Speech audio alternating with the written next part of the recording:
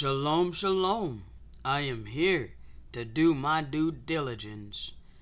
Um, right now it is 10:08 a.m. I actually woke up this morning like right before 6 a.m. and wanted to get out and take my pennies up to that little hood store again.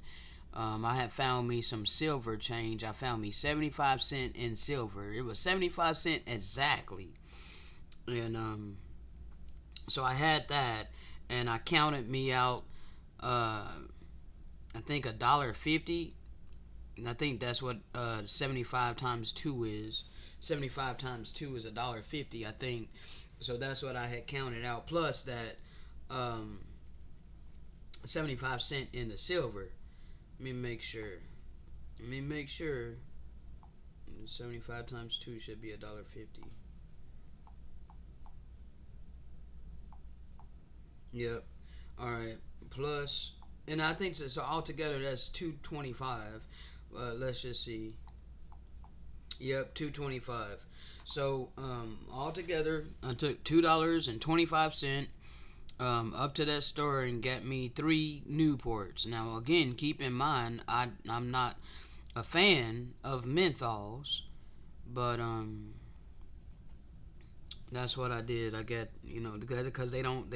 That's all they give you is the Newports. All right, it's in the hood, okay. And I am aware that menthols are even worse than regular cigarettes because it not only tars your lungs but it crystallizes them as well with the menthol. So I don't like menthols, but this is all that they give, and they charge 75 cents per cigarette. And so I went there, and I had to go up to the grocery store that's right here in my neighborhood, and I was wanting to get water, but they didn't have any Ozerka. They didn't have any cases of Ozerka. And then all the rest of the water they had there was not drinkable, bro. I cannot drink that. Like, it tastes like tap water, or it tastes like the Aquafina, bruh. Like, I don't see how people can drink that. I don't see how people can drink Aquafina or Dasani.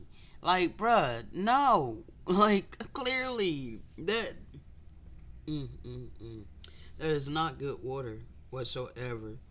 And, then they have Best Choice, and they have Niagara, and that Niagara I used to buy, but it tastes just like freaking tap water. Bruh. I'm not going to spend too much talking about this, but I'm going to wrap it up because we got to get into this message. But it's all tied in together. Before I even, walked up to the store, already, I had a notice on my door. And I want to route this back around. I'm completing and all that. I had a notice on my door, from the apartment complex, that they're going to be doing some kind of inspection on like 3 days. I think like the 17th, 18th, and 19th, or the 16th, 17th, and 18th, something like that. I forget exactly when they're going to be starting this, bro.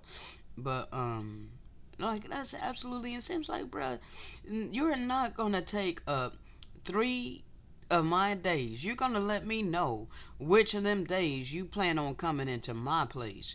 If you planning on coming into my place, if you don't come on that first day, on the Tuesday, I think on the 18th, 19th, and 20th, or whatever, if you don't come on the 18th, then you're gonna need to let me know that you're planning on coming on the 19th or the 20th. You're not gonna tie me up for 3 days, all right? Like, we're to treat one another the way we want to be treated.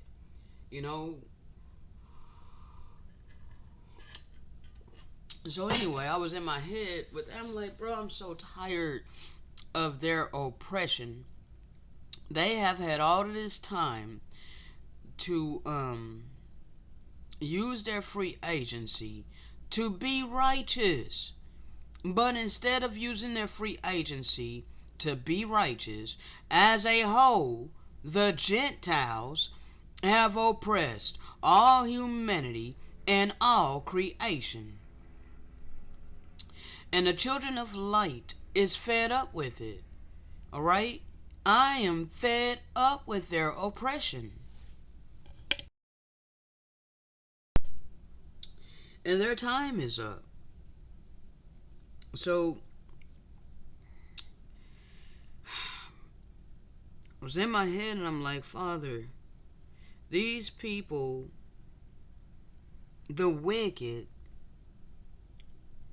they scorn and detest the poor. It's like there is an automatic hatred for those who are impoverished. All right? It's like people have been taught to despise those that don't have what they have. Okay? This has been taught from a young age, systematically. And at the same time, you know, all my life I seen it, okay? So you're not going to tell me that I'm wrong. But people are automatically admired and looked up to when they have money and materialistic things. If someone is wealthy, they are automatically given respect from people, most people. And like I said, on the flip side, those who are in poverty, especially those that don't work jobs for money, those that don't have ambition to get money, we're looked at as lazy. All right? But clearly, it's not about laziness with me. It's just the fact that I don't serve the God of money. All right? I serve the true and living power. And it's absolutely crazy. So like I said, I was in my head communicating with my maker. And I was like, Father, this is insane. Like, people automatically are paying homage and giving their respect to people who are wealthy, people who have a lot of money. You know, they don't know what's in the hearts of them people. They don't know what all of them people did to get their wealth and their status, their clout, and all of these things. Like, they have no idea what these people did to get their wealth. But yet they're automatically given respect. They're automatically looked at as someone important, you know? But yet, someone like myself is automatically despised. I automatically despised and looked at as despicable, looked at as a nobody, ill-treated. And people literally think it is perfectly okay to mistreat me simply because I do not love money. All right, now they can psych themselves out all they want and say it's not about the love of money, but you ain't doing what you can to take care of yourself. Bruh, you are casting off who created this system of economic slavery. Like, why are you refusing to get to the root of the problem? Why are you so mad at me that I don't want to be complacent with tyranny and forced economic slavery? Because that is tyranny. That is oppression. Okay? You're not going to force me to serve the God of money. You're not going to force me to spend my time, energy, and effort earning money. Because my power, my maker, did not create money. Okay? I know this. And I am here to bring awareness to this. I am here to speak this word by the way of the Spirit. So anyway, let me finish up what I was saying about the store, not the hood store, the where I got the 3 smokes, but the Cocksaver, the grocery store in my neighborhood. So my receipt, the bill had like the grocery. I only got like 5 items. Okay, sack of potatoes that was supposed to be like less than $5. It's supposed to be like $4.67 or so. I got a thing of coffee that was $5.30. All right. And I got 2 things of mushrooms and some fried breaded okra. Okay, breaded okra. All right, so that I could fry that up. All right, that's all that I bought. And that came up to $16 and some change on my Snap card, right? But all of a sudden, I'm like, how in the hell are they charging me $19? Or close to like, it was like 18 something. Because I only have like 72 cents left on my card, you know? And I really needed to get a case of water, but now I don't have enough for water. But they didn't have it anyway. I just thought that I'd go back, and get a case of water, but now I don't have any more funds on my Snap card except for like 72 cents. So they tack on a $3 fee just for the courtesy of shopping in their store. Now, their store is in the hood. They know that they are in a low-income neighborhood. Not only am I forced to shop at that store because I don't have transportation, I can't carry sacks of potatoes on the bus, cases of water on the bus, all right? So I'm forced to shop at that store, all right? Their prices are higher than Walmart. And not only am I forced to shop at their store and accept their higher prices, now they're tacking on an extra $3 for the courtesy of shopping in their store. And there's nothing that I can do about it. If I want to shop in their store, I have to pay an extra $3 every single time, no matter what I buy. No matter what I buy, I have to pay an extra $3 freaking dollars just for the courtesy of shopping in their store. Bro, that is wicked. If that is not oppression of the poor, I don't know what is. Okay? Already, I barely had any money on my Snap card. I think I had like $18 and some change. And they took pretty much all of it, bro, for 5 items. This system, bro, is insanely wicked. Insanely wicked. The way you people detest the poor and you are complacent with the poor being evilly treated, do you not realize that this shows what God you truly serve? Then, as I was in the line, I got to the register, and I seen they had this sales paper, like right in your face, of mutilated, chopped up animals. Okay, their meat sale, quote unquote. The shit makes me sick, bro. You're literally plastering that shit in my face. So, I'm at the register and it's right there. Like this huge ass freaking banner of dead bodies, mutilated. I am so tired. And I spoke about it. I began, bro. I use my voice, okay, because this is what I've been given.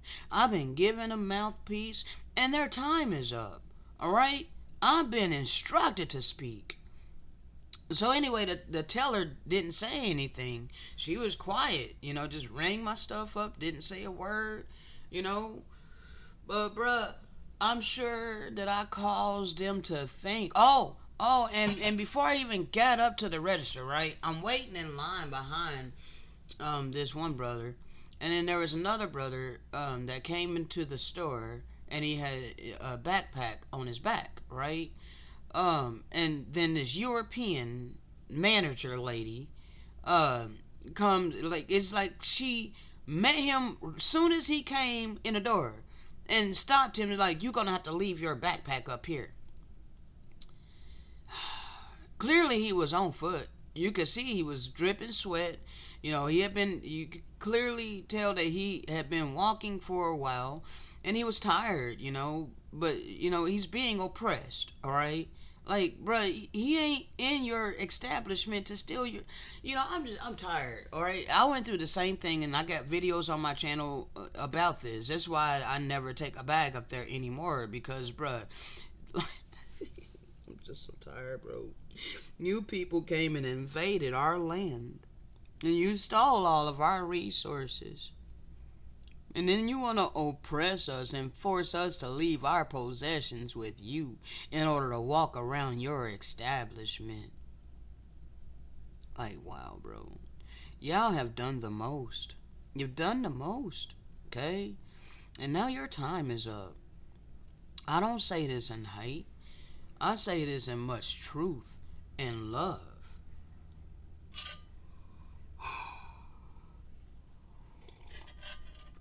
So I said something about it. I'm like, without even thinking, it began to rise up in me, and I said out loud, I'm so sick and tired of their oppression against us. This is our ancestral land, and they are oppressing us. And the guy that was in front of me, he looked at me like, wow. And the teller, she was looking like, wow. And then she started looking around, to see if there was any manager or anybody in earshot, and just looked kind of fearful. Like people are fearful. Like, why are you afraid? I'm speaking the truth. Why are you complacent with evil? So, and I had my music playing before I said anything, so, they could hear the lyrics of my music. I had KRS-One playing, don't fall for it, don't fall for it, don't fall for it, don't fall for it. Let me go ahead and play that right quick. Bruh. So I had KRS-One playing.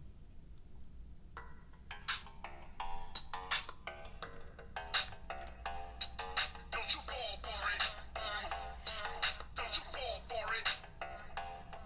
Keep your head up, never let them get you fed up. You just step up, get your rep up, get your cash up, get your check up. The whole system's a setup. It's time we really get up. We've been about this revolution from the time we met up. Take it back, I got my fist up. Malcolm X in '88, but revolution only works for those that will participate. You are brave.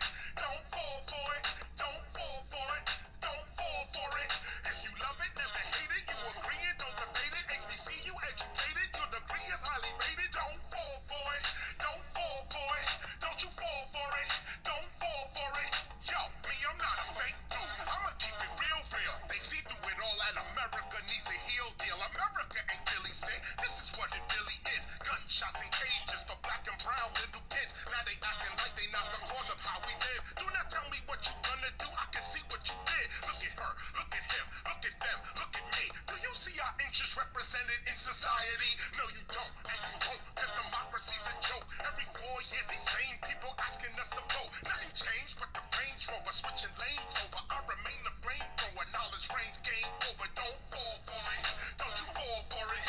Rodney King, George Floyd, man, we all saw it. So don't protest with the fines, but don't move with self-reliance. While the soul is being silenced for the religion of science. Don't fall for it, don't you fall for it. Don't fall for it, don't you fall for it. If you thinking and you earning and you drinking and you burning and you really not concerning with the news and what they learning, don't fall for it, don't you fall for it. Don't fall for it, don't you fall for it. There's no justice in the courts, we are always taking shots. They can shoot us like a sport, and it's not trust that they want. Don't fall for it, don't you fall for it. Don't fall for it, don't you fall for it. Take it up. So I had that plan, right before I seen, them come oppress my brother, telling him to leave his backpack, and so I live what I've been given to speak, people. All right, I live it. I've lived it my whole life. I've seen it my whole life. And now I've been given the clarity and the understanding. I've been given the insight in order to help people understand the world that we have been forced to live in.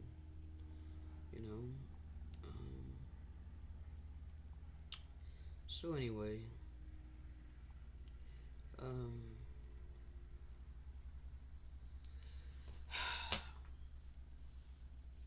their time is up, alright? We've been awakened to give you this truth by the way of the Spirit. This is to give you a genuine opportunity to humble yourself like a child, unlearn the indoctrination of this wicked-ass world, and relearn via the Spirit of truth. You do have free agency. So it is your choice.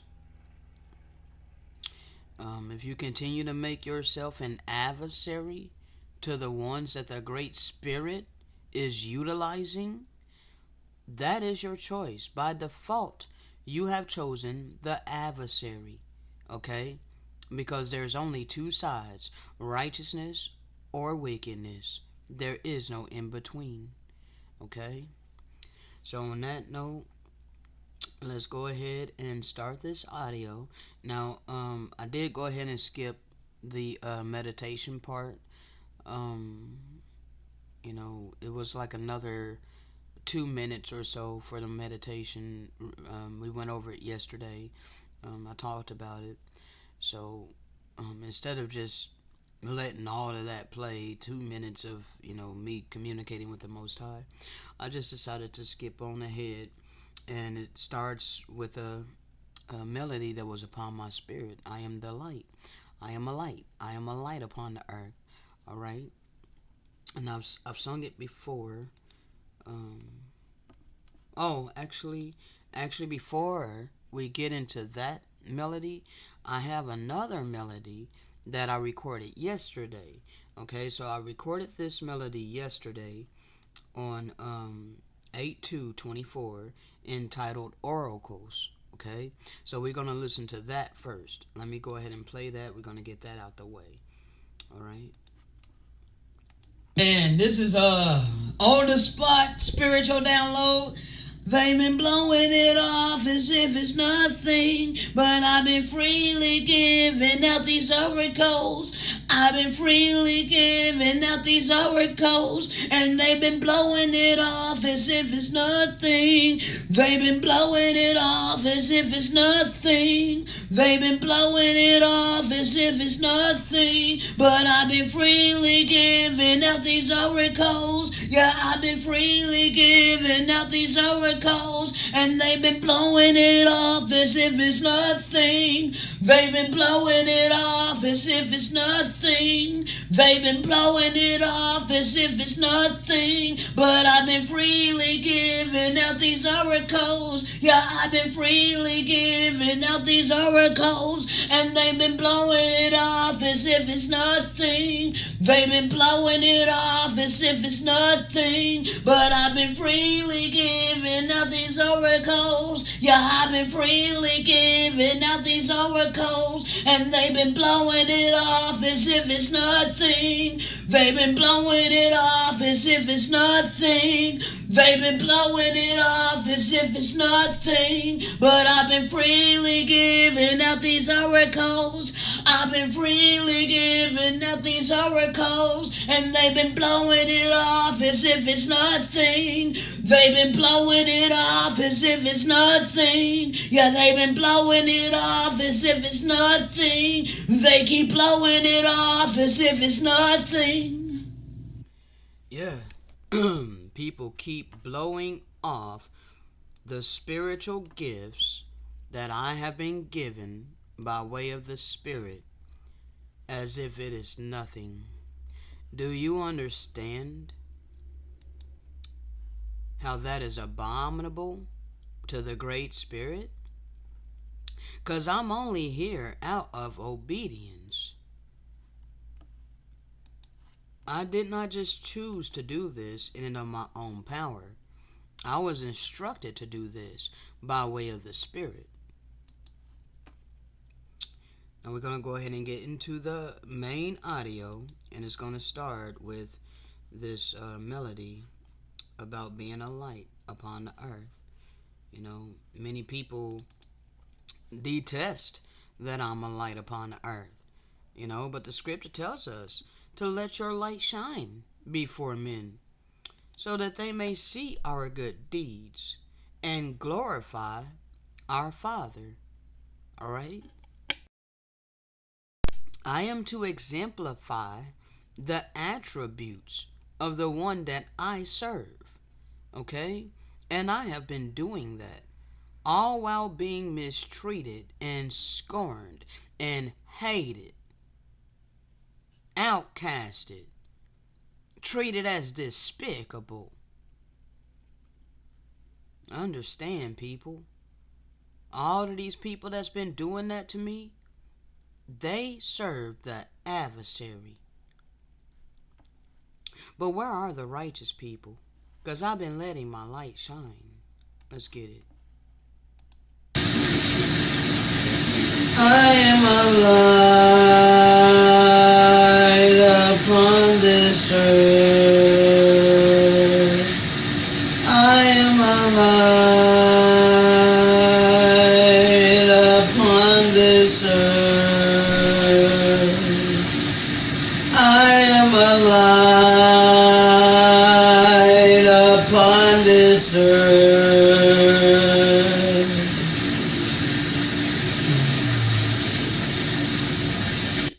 Now, Matthew 5:16. Let your light so shine before men, that they may see your good works and glorify your Father, right? Which is in heaven, but also within you, all right? Was in me, okay? The kingdom is within, okay?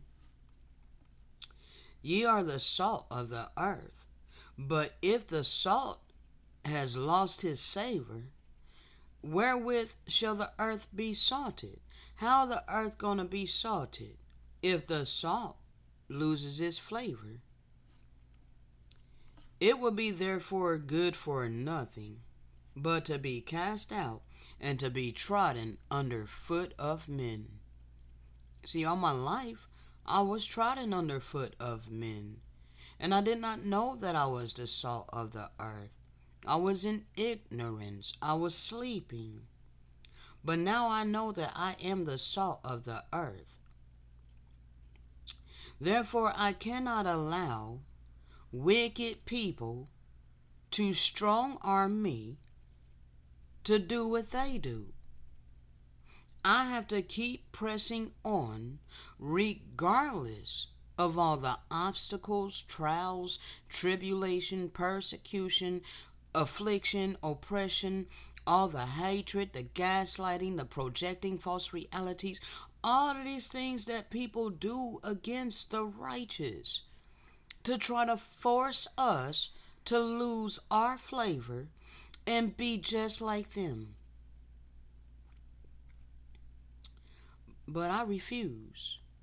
So only for a little time do I have to continue to be trodden underfoot.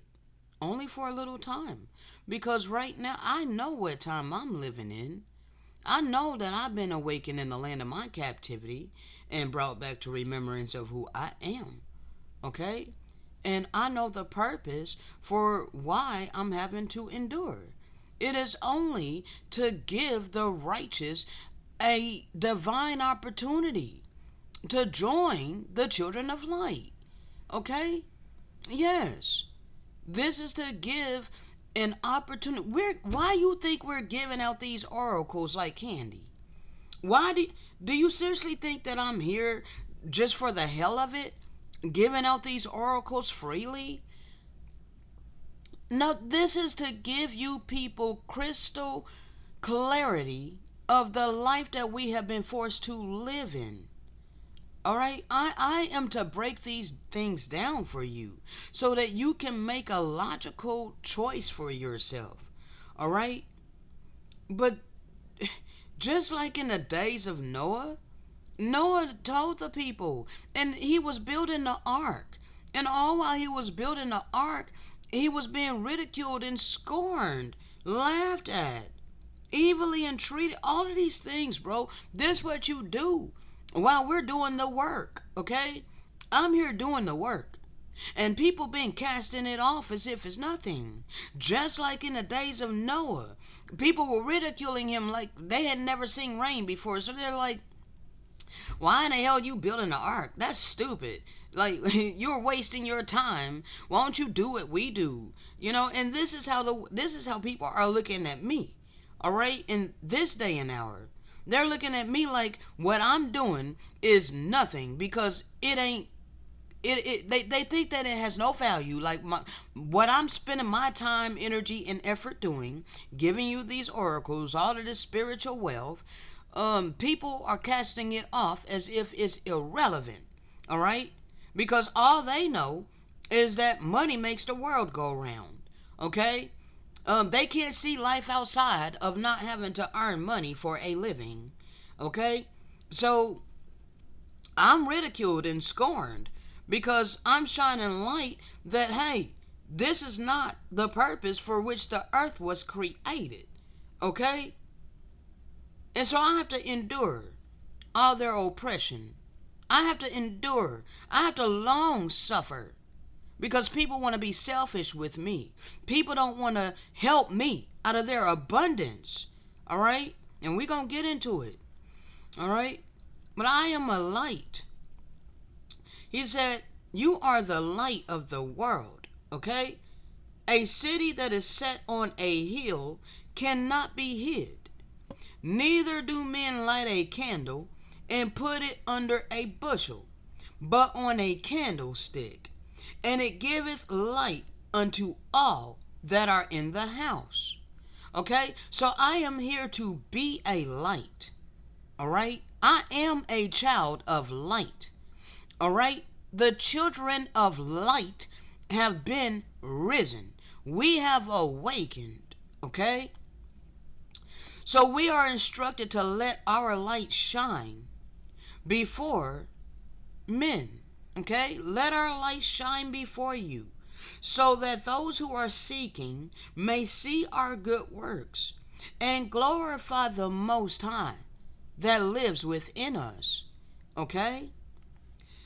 Think not that the Messiah came to destroy the eternal law or the prophets, because he did not come to destroy the eternal law, but he came to demonstrate it. He came to fulfill it. Fulfill means to demonstrate. It means to follow through with it. Okay, that's what he came to do.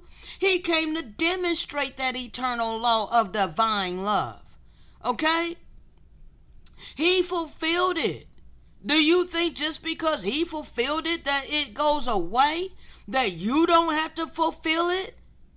We all have to fulfill it. He said, my sheep hear my voice and they follow. Okay? So we're not to depend upon a blood sacrifice. He wasn't no blood sacrifice. He demonstrated how we are to live our lives upon the earth during our mortality. He says, for verily I say unto you, heaven and earth will pass away. It ain't till heaven and earth pass away, because this law ain't never gonna change. It's an eternal law that you shall love the Most High with all your heart, soul, and body, and that you shall love your neighbor as you do yourself. That law ain't never gonna change. Okay? So heaven and earth will pass away, but one jot nor one tittle shall pass from that law. All will be fulfilled. Okay? All will be fulfilled of that law. That eternal law also entails sowing and reaping. That we are going to reap the things that we sow. You choose to disregard the law of love. You choose to disregard treating your neighbor the way you want to be treated. You choose to disregard refraining from doing to others things you would not want done to yourself. Understand, you're going to reap exactly what it is you have been sowing. And there are eternal time intervals that have been set in motion. All right? Your belief, your ideology, whatever the hell you want to think, ain't going to change them time intervals. It ain't going to change reaping what you sow. Okay? All of it will be fulfilled. Whosoever therefore shall break one of the least of these instructions and shall teach men to do so, he is going to be called the least in the kingdom of heaven. Okay? So all your pulpit pimping pastors, they have a stiff penalty coming upon them. All right? Because they're teaching you a counterfeit gospel. They're telling you that the Most High wants you to be wealthy. All right? Prosperity gospel. You have been deceived. Okay? But whosoever shall do and teach them, the same shall be called great in the kingdom of heaven. This is what I'm doing. Okay? I am giving you his oracles freely. All right? All while being mistreated. All while long suffering your mistreatment, your hatred, your ostracizing, all the things that you do to the righteous because you hate those who don't worship your God, which is the God of money.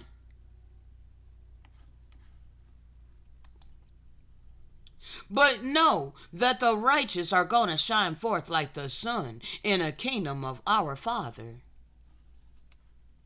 Understand, at that time, very soon, Michael gonna stand up, the great prince, which standeth for the children of thy people. And there shall be a time of trouble, such as never was, since there was a nation, even to that same time. And at that time, we're gonna be delivered.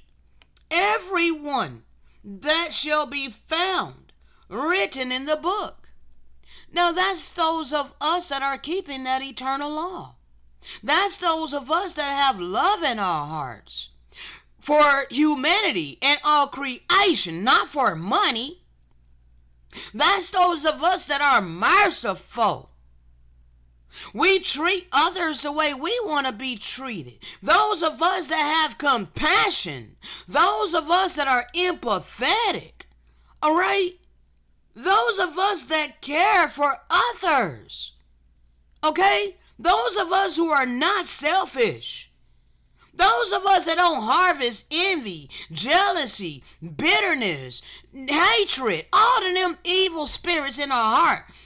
That's us. We're going to be the ones that are found written in a book. The merciful ones, the meek, the humble. And many of them that sleep in the dust of the earth shall awake, some to everlasting life. Because we're here to help awaken you. Okay? That's why we have been sent here to speak to you. Okay? We've been awakened to speak to you. All right? So that you will wake up to everlasting life. We are awaiting the adoption of the righteous Ams. And some to shame and everlasting contempt. That's those of you that hear this word and you turn away from it. You scorn us. You set yourself in opposition to us. Understand that you are going to reap shame and everlasting contempt, and you're going to reap what you have been sowing, and it ain't going to be no deliverance for you. And they that be wise shall shine as the brightness of the firmament. All the stars in the firmament. That's how we're going to shine. And they that turn many to righteousness as the stars forever and ever. Okay? I'm here to turn you to righteousness. I'm here to get you to turn away from wickedness. Come out of her, my people, so that you be not a partaker of her iniquity, because their time is up. At the time of this writing, Daniel was told to shut up the words and seal the book, even to the time of the end. It was told that many shall run to and fro, all right? And knowledge shall be increased. We're at the time now that knowledge is being increased. All right?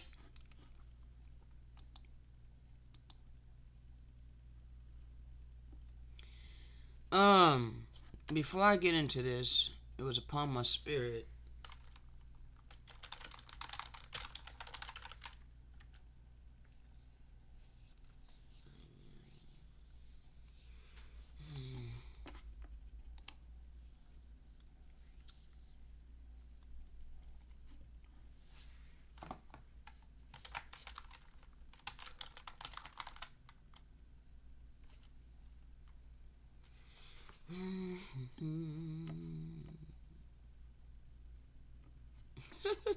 Bro, my God.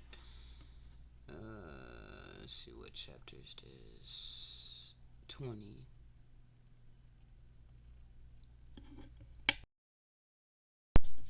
Let's go up here a bit. Alright. This is chapter 20.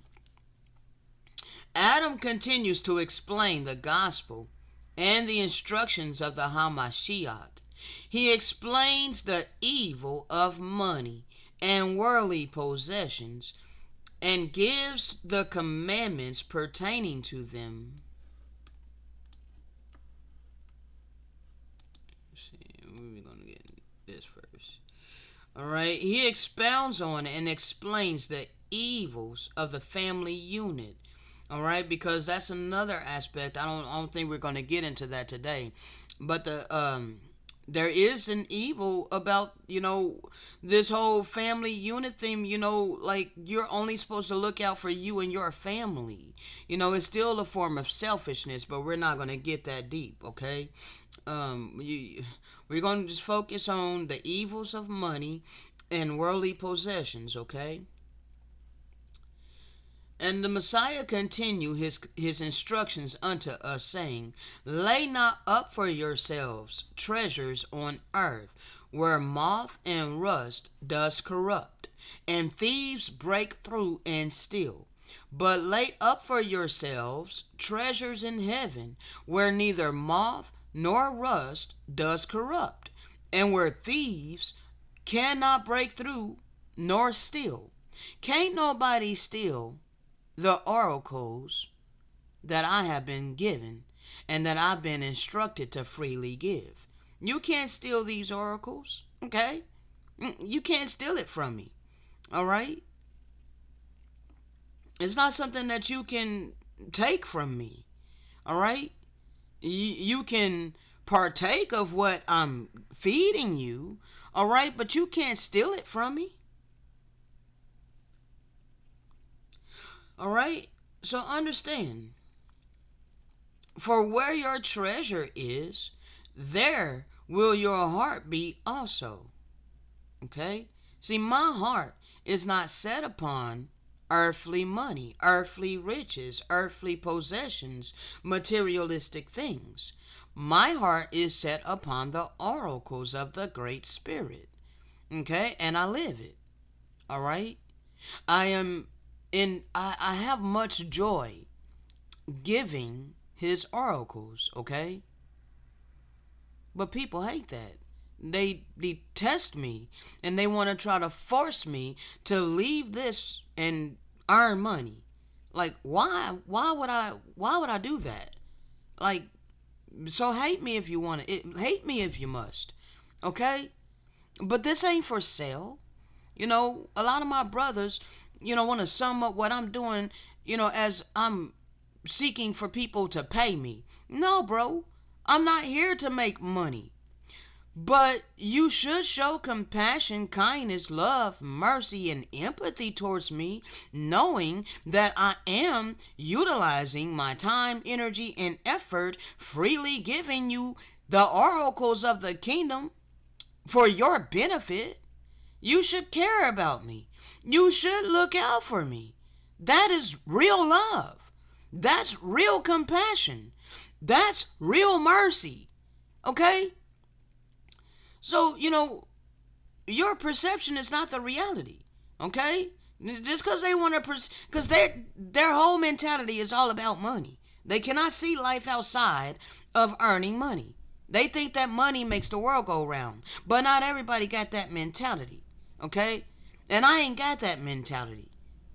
All right? That mentality don't come from the Great Spirit, nor the righteous ones. Okay? That mentality was forced upon all humanity. All right? That's why you have to humble yourself like a child and unlearn the wisdom of this world. Okay? Because we were instructed to love one another as we love ourselves, and do for others that which we would want done for ourselves, and refrain from doing to others things we would not want done to ourselves. We are not to take away others' free agency. You are not to scorn and mistreat people and or cause people to suffer because they won't do what you want them to do. Okay? That's evil. All right? And the light of the body is the eye. All right? That is your third eye. That's your pineal gland. All right? If therefore thine eye be single, thy whole body shall be full of light. All right? You got to decalcify your pineal gland. All right? Your third eye. All right? I know a lot of you Christians, you'll be scared. It's like you'll be afraid that I'm talking about the third eye, but it's a real thing. Okay? Yes. The center of your forehead, let me see if I can get let's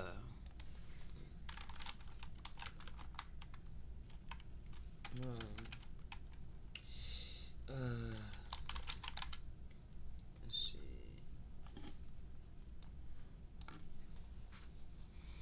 Pineal gland, okay? The Most High dwells here, all right? This is our connection to the divine, all right? They call them your temples for a reason, because they house the God within, okay? Yes, the power that I serve lives within me. I've opened up my heart to this power. I've humbled myself to this power. And I've chosen to be obedient to this power. Okay? Therefore, this power dwells within me. And I am obedient. Okay? So therefore, my body is full of light. But if thine eye be evil, you got a calcified pineal gland, and you don't hear by way of the Spirit, you're carnal minded, your whole body shall be full of darkness. If therefore the light that is in thee be darkness, how great is that darkness? Understand that no man can serve two masters. For either he will hate the one and love the other, or else he will hold to the one and despise the other. You cannot serve both the Most High and money. And when we received these instructions from the Messiah, we did not understand the meaning of them, for we had no desire for any of the treasures of the earth. Yeah, we did not know what we should even consider as treasures of the earth. Therefore, we could not lay up for ourselves those things that we did not understand. Nevertheless, we covenanted to obey this commandment. All right? Without fully understanding it at the time it was given to us, and this we did because our faith in the word of the Messiah. And we remember the words of Satan when he was cast out the kingdom of the Father, in which he said that he would take the treasures of the earth, and with gold and silver he would buy up great armies of men, and that he would buy up the means of justice and laws, that the children of men would be subjected to through his governments. Okay, this will happen in his religions, and that he will reign with blood and horror upon the earth. This is what we've been living. Okay? So the in your KJV it says that Lucifer said he would be like the Most High. But he ain't like the Most High. He took what the Most High had created for us, for our happiness. He took it all and subjected the people, put the people up under captivity. He put the children of God under captivity. And this is what he's been doing. Let me read it again. So when Satan was cast out, he said that he would take the treasures of the earth, and with gold and silver he will buy up great armies of men, and that he will buy up the means of justice and laws, that the children of men would be subjected through his governments and his religions, and that he will reign with blood and horror upon the earth and oppression. Okay? Now, I'm not going to read all of this.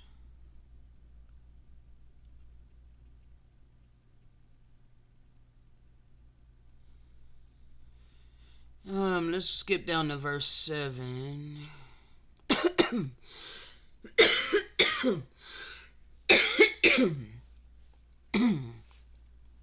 And it was my hope that through my daily administrations among you, and also by the preaching of those who have been given the authority to teach you in the church, that Yahusha has suffered to be established among us, that these things might not come to pass among you. In other words, that you might not see the necessity of these instructions.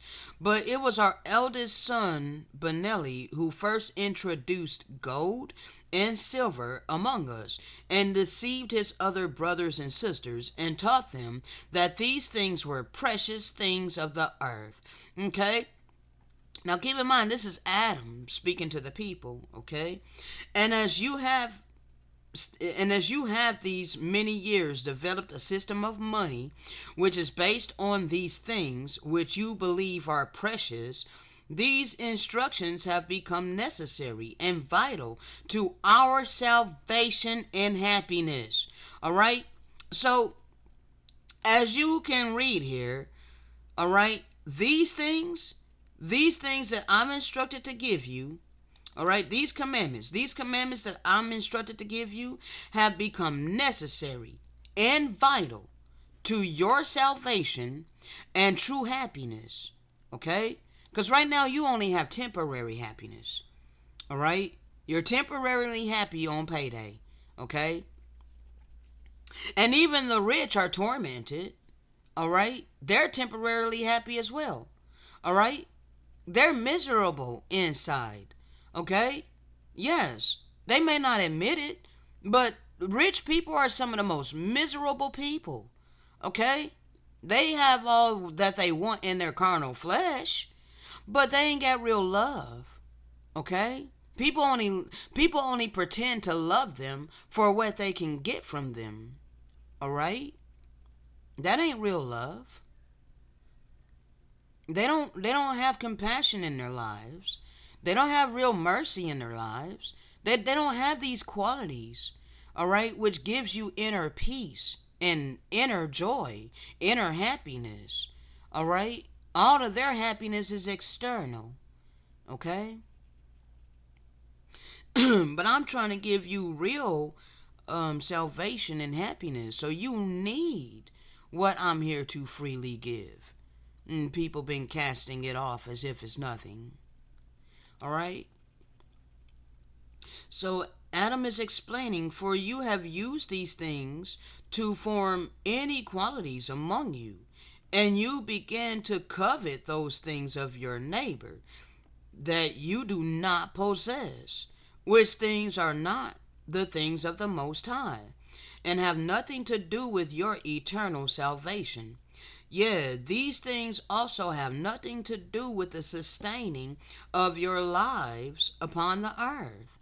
Okay? Well, now it does, because the wicked took control over all the resources. And they made it like anything that we want and need now, we have to pay money. That is the mark of the beast. No one shall buy nor sell unless he has the mark of the beast. And that is money.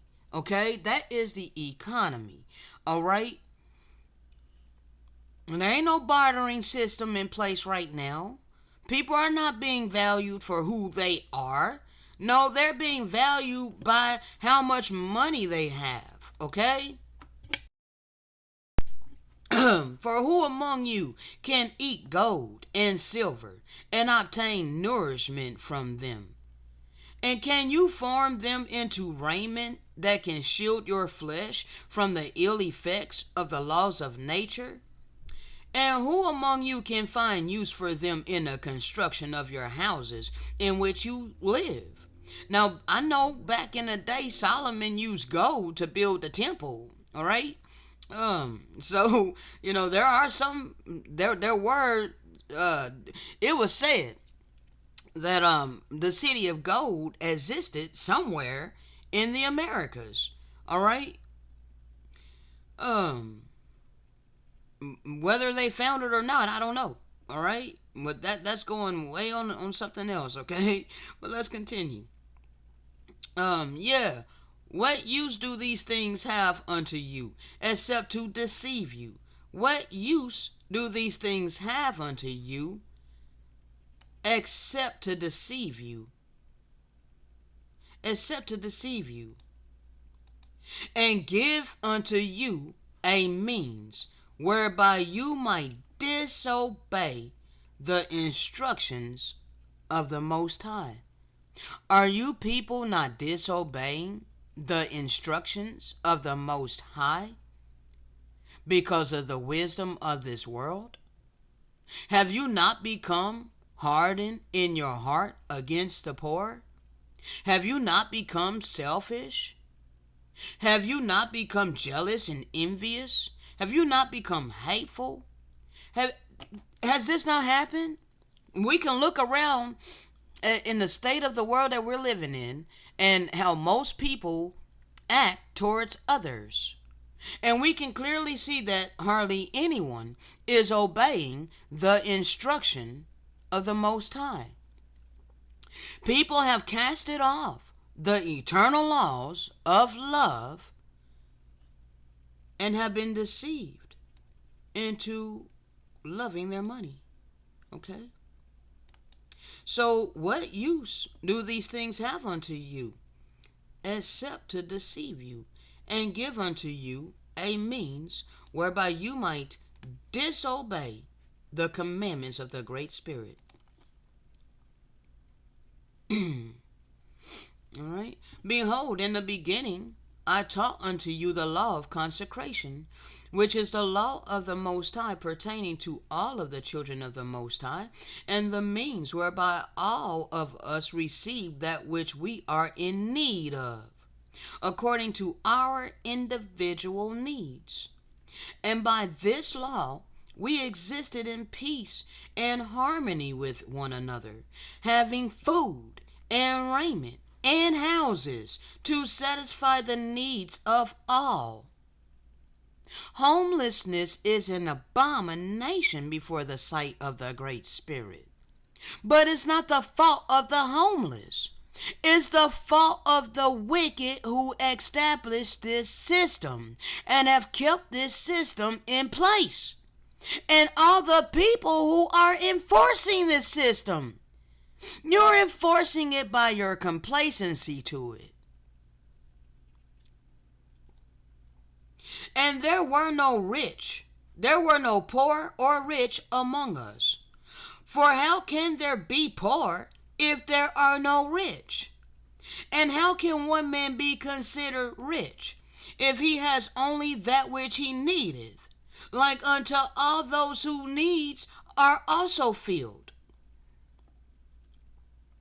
And what purpose would a man gain if he owned more than that which he needed to sustain his life? The only purpose would be so that he could consume the excess of that which he possesses on the pride of his heart. And it is this pride in his heart that alloweth him to consider himself rich. And when the pride of his heart has consumed him, in that he spendeth his days counting his abundance and thinking up ways in which he can increase his abundance, then does the light which entereth his eye cause his whole body to be full of darkness. Yeah, the obscurity of the darkness within him overcometh any light that he once possessed. And we were instructed from the beginning to work by the sweat of our brow in order to eat the food, that which would bring us nourishment. That means, yes, we should have gardens. We should work in our gardens. Okay? That don't mean we should freaking go fill out job applications and work for some wicked-ass corporation with the CEO lining their pockets from the slaves of his workers. Like, bruh, that is wickedness, okay?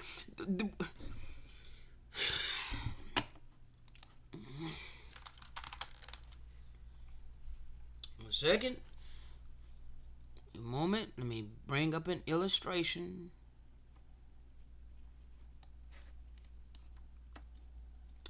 When the entirety of your earnings are exhausted on food and shelter, your labors are no longer viewed as an opportunity for economic advancement, but rather as an act of self-preservation.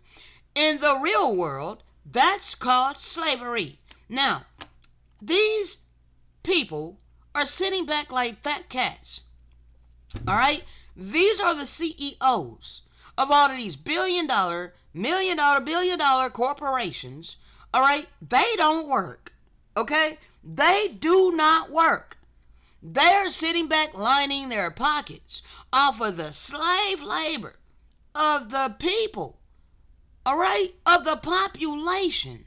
All right. And they give them just a little bit of money, so that they can buy their bare necessities. Okay. This is wickedness. And it did not come from the Great Spirit. It came from the wicked. All right. And the commandment did not say that we shall live by the sweat of our brow, of the brow of our brother, but it said by the sweat of our own brow. All right. So we should be growing our food. Okay. And we should not have to work and line the pockets of others. Okay. So the CEOs are benefiting off of the sweat of our brow. Okay. Back when I worked jobs. Okay. That is unrighteousness. All right. Now, and there are those of you who are rich and have justified your laziness because you think you can take advantage of another because of his words. Or in other words, because he is not as intelligent as you. But this I say unto you, I am equally as intelligent as any of you, and I have worked by the sweat of my own brow all the days of my life. Now Adam, he back then, Adam, tilled the ground, planted the, fruits and, the seeds and whatnot, probably helped to build houses and whatnot. All right. But it, again, is not what we know today. Okay. What we have today is utter wickedness. Okay. Because those that established this system, for one, did it fraudulently. All right. They done took all the resources. Bruh, I don't know how else to get you people to see that you are living in a false reality. Okay? So when Genesis talks about coming out of the Garden of Eden and we having to work by the sweat of our brow, that simply means that we are to grow our food. Okay? It does not mean that we have to work for wicked ass corporations and line the pockets of CEOs that don't work. All right? And your mother Eve has worked along with me at my side, and we are not rich, nor do we have more than that which we need. And because you have placed value upon gold and silver and other things that you have made precious among you, you have caused much misery to come to pass among you. For in the beginning there was no need of an instruction that thou shalt not steal. For everything was provided for and offered free to all without a price. Okay, because the earth provides freely. It only takes a little bit of work to till the ground, plant the seeds, and then it provides in abundance. Okay? And it's continuous. All right? And there were no prices or worth affixed to anything upon this earth. But now you have placed value upon each other, even that the worth of a man and his trade has a price. And in this not only do you sin in the treatment of each other, but you are sinning against the Most High, who instructed us to love one another and do unto each other what we would have others do unto us. Now, what man among you will want others to consider you of less value than that value which you consider yourselves? All right. Let me read it again. What man among you will want others to consider you of less value than that value which they consider of themselves? How many of you will want to be looked down upon by somebody that think they are better than you? So why would you do it to others? And who among you will want to be known for your little value?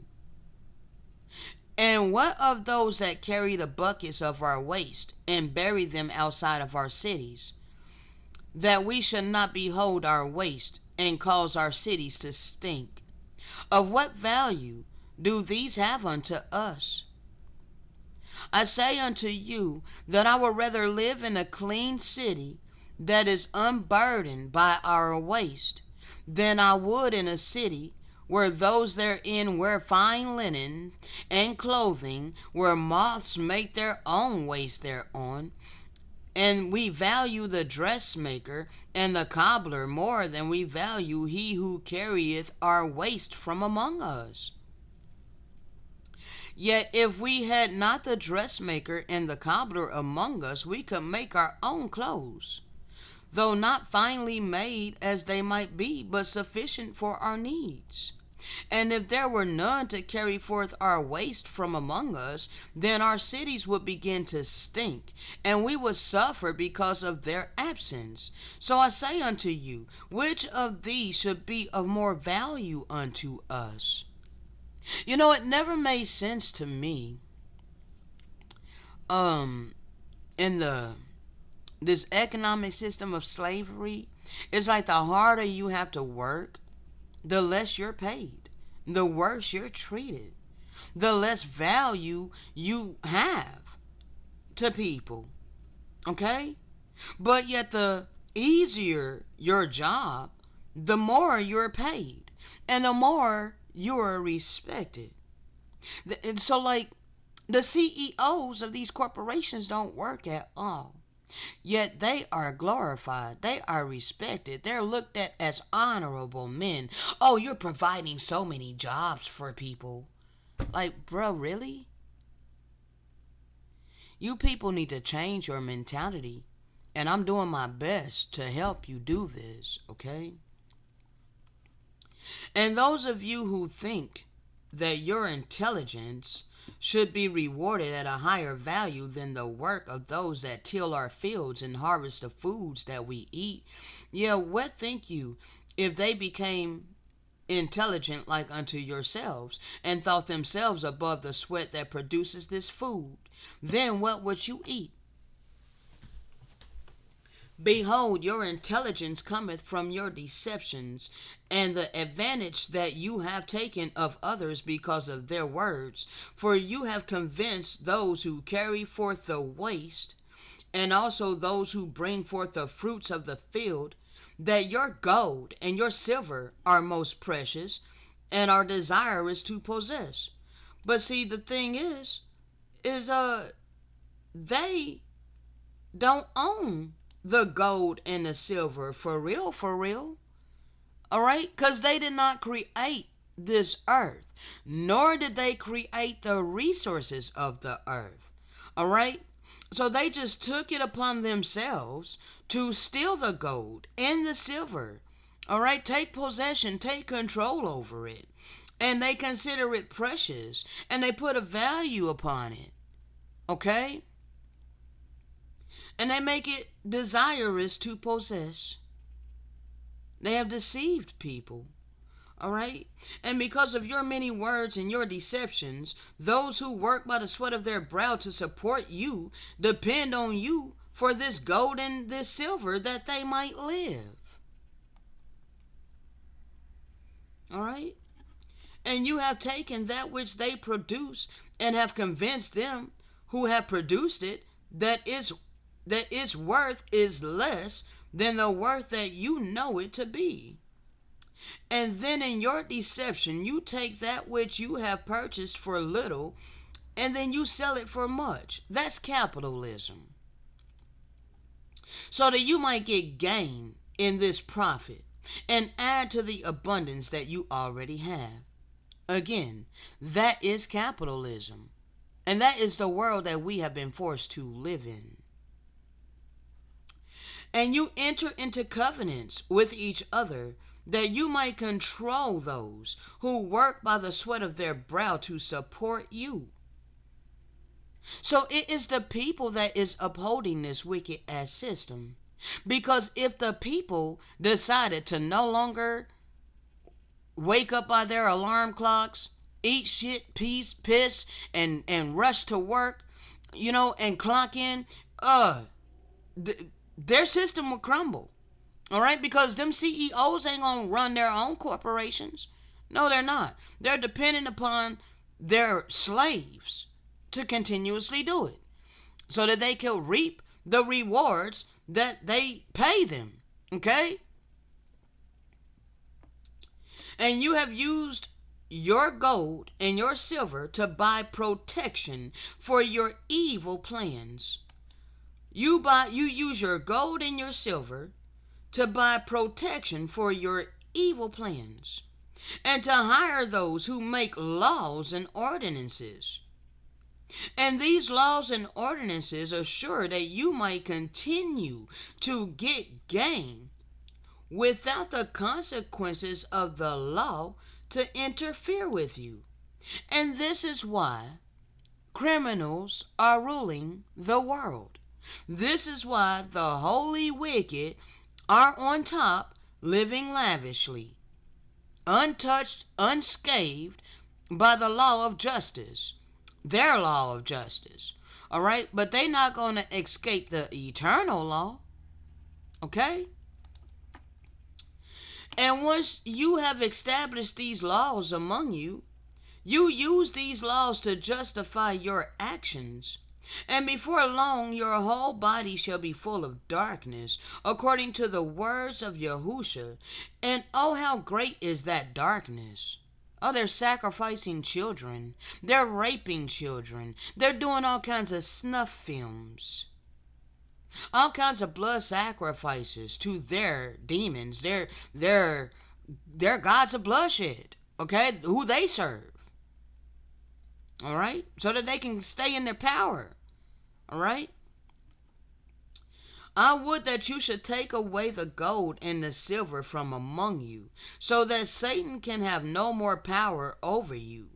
For if the things of this earth have no value to you, except that it be to sustain your lives and give you joy therein, then shall you begin to lay up for yourselves treasures in heaven, where neither moth nor rust does corrupt, and where thieves do not break through and steal. And if you had all things in common, like it was in the beginning, even like unto the church that we have established for your instruction, then there would be no thieves, because there would not be anything to steal. And if the things of the earth had no value, then why would you keep unto yourself more than what you needed to sustain your lives? And you are beginning to establish borders and fences among you. And how do you think that you can do these things and comply with the instructions of the Most High? Behold, the earth is not ours to own, for we will soon die and leave it to another, and take none of it with us. Then what is the cause in which you think you are justified in the ownership of land, which does not belong to you? See, before this land was invaded, we were inhabiting this land, but we did not consider ourselves to be owners of the land. We were the caretakers, okay? Let's see.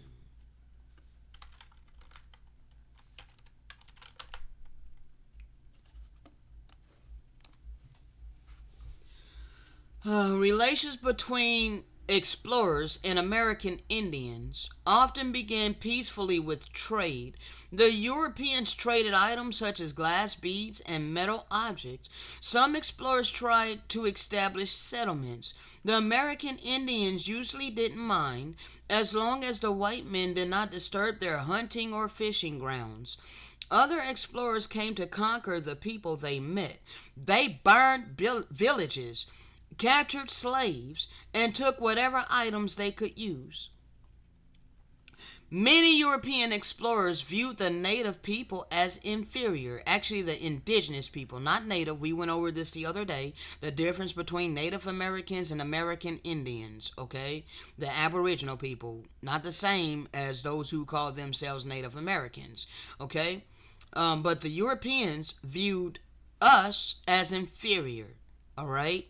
Most North and Central American tribes had well organized societies.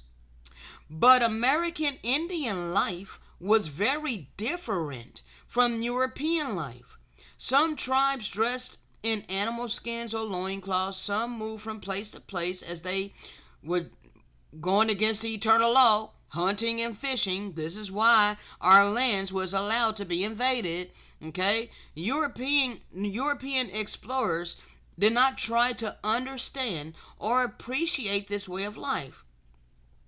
All right. Samuel D. Champlain, an early French explorer, called the American Indians he met savages, quote unquote. In French, this meant wild or savage. Most Europeans viewed the quote savages of North America as uncivilized and fierce.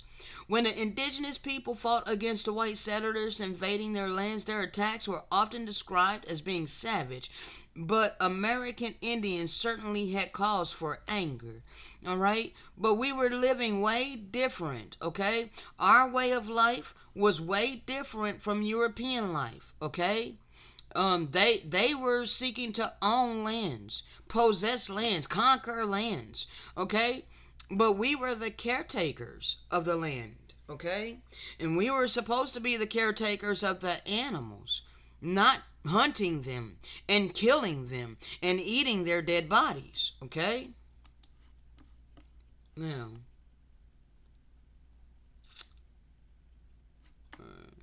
all right, behold, the earth is not our own, okay? It's not ours to own, all right?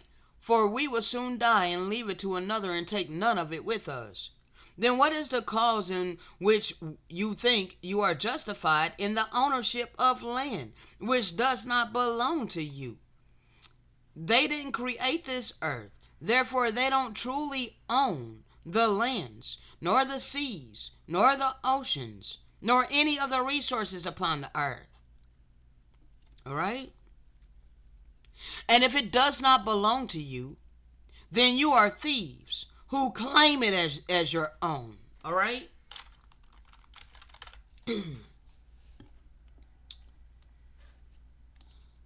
So this wicked ass person that's no longer on the earth claimed to own 1/6 of all the land on earth. All right? 6,600 million acres. All right? That is insane. All right? She could have ended world hunger and poverty 10 times over and still had a fortune. Her quote unquote land alone is worth over 30 trillion. Instead of benefiting the earth and the inhabitants thereof, she and her minions instead plotted to enslave all humanity and all creation. Okay? This King Abdullah of Saudi Arabia claims to own 553 million acres. Pope Benedict, okay? Your Romans, okay? The Roman Catholic Church, all right? Claim to own 177 million acres of land. None of these people created the earth, nor the resources upon the earth. All right? King Mohammed IV of Morocco claimed to have owned 175 million acres. All right? King, whatever his name is, Bumblebee of Thailand, claimed to have owned 128 million acres. Okay? So understand, these people that have been glorified and elevated as righteous and holy and moralistic and someone to be adored and, aspire to, like, bruh. And see, this is why it didn't make sense to me all my life. Okay? I was confused all my life why these people were being glorified. All right, now I understand. Because we live in Satan's kingdom.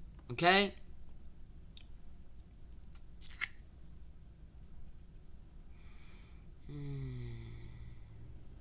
And if it does not belong to you, then you are thieves who claim it as your own.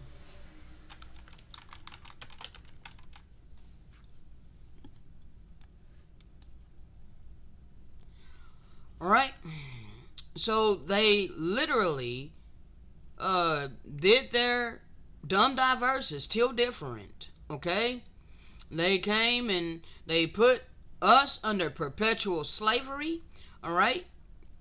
They seized non-Christian lands. So you're priding yourself in being a Christian.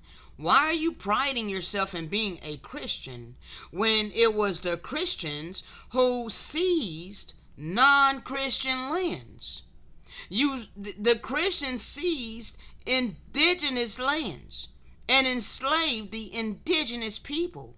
Enslavement of the indigenous non-Christian people, not only in Africa, but also the New World. They considered the Americas the New World because it was new to the colonizers. All right? So they gave themselves the authority to come invade, search out, capture, vanquish, and subdue all those they considered to be pagans because we didn't worship their God. Okay? Whatsoever, and all enemies of their Christ, the Antichrist, because everything they're doing is contrary to what we were instructed by the real Messiah. Okay? Wheresoever placed in the kingdoms and dukedoms, principalities and dominions, possessions, and all movable and immovable goods, whatsoever held and possessed by them, and to reduce their persons to perpetual slavery. All right, and to apply and appropriate to himself and his successors the kingdoms, dukedoms, countries, principalities, dominions, possessions, and goods, and to convert them to his and their use. So basically, make us into a commodity. And by having secured the said faculty, so they have secured the said faculty, that be us, the children of light, that they took into captivity. The said King Alfonso, or by his authority, the aforesaid Afante, justly and lawfully has acquired and possessed, and does possess these islands, lands, harbors, and seas, and they do of right belong and pertain to the said King Alfonso and his successors. All right? So they took our lands and all of our resources by force. This was sent in 1452. And our lands was invaded in like 1492 when Christopher Columbus first came over here? All right? When Christopher Columbus invaded,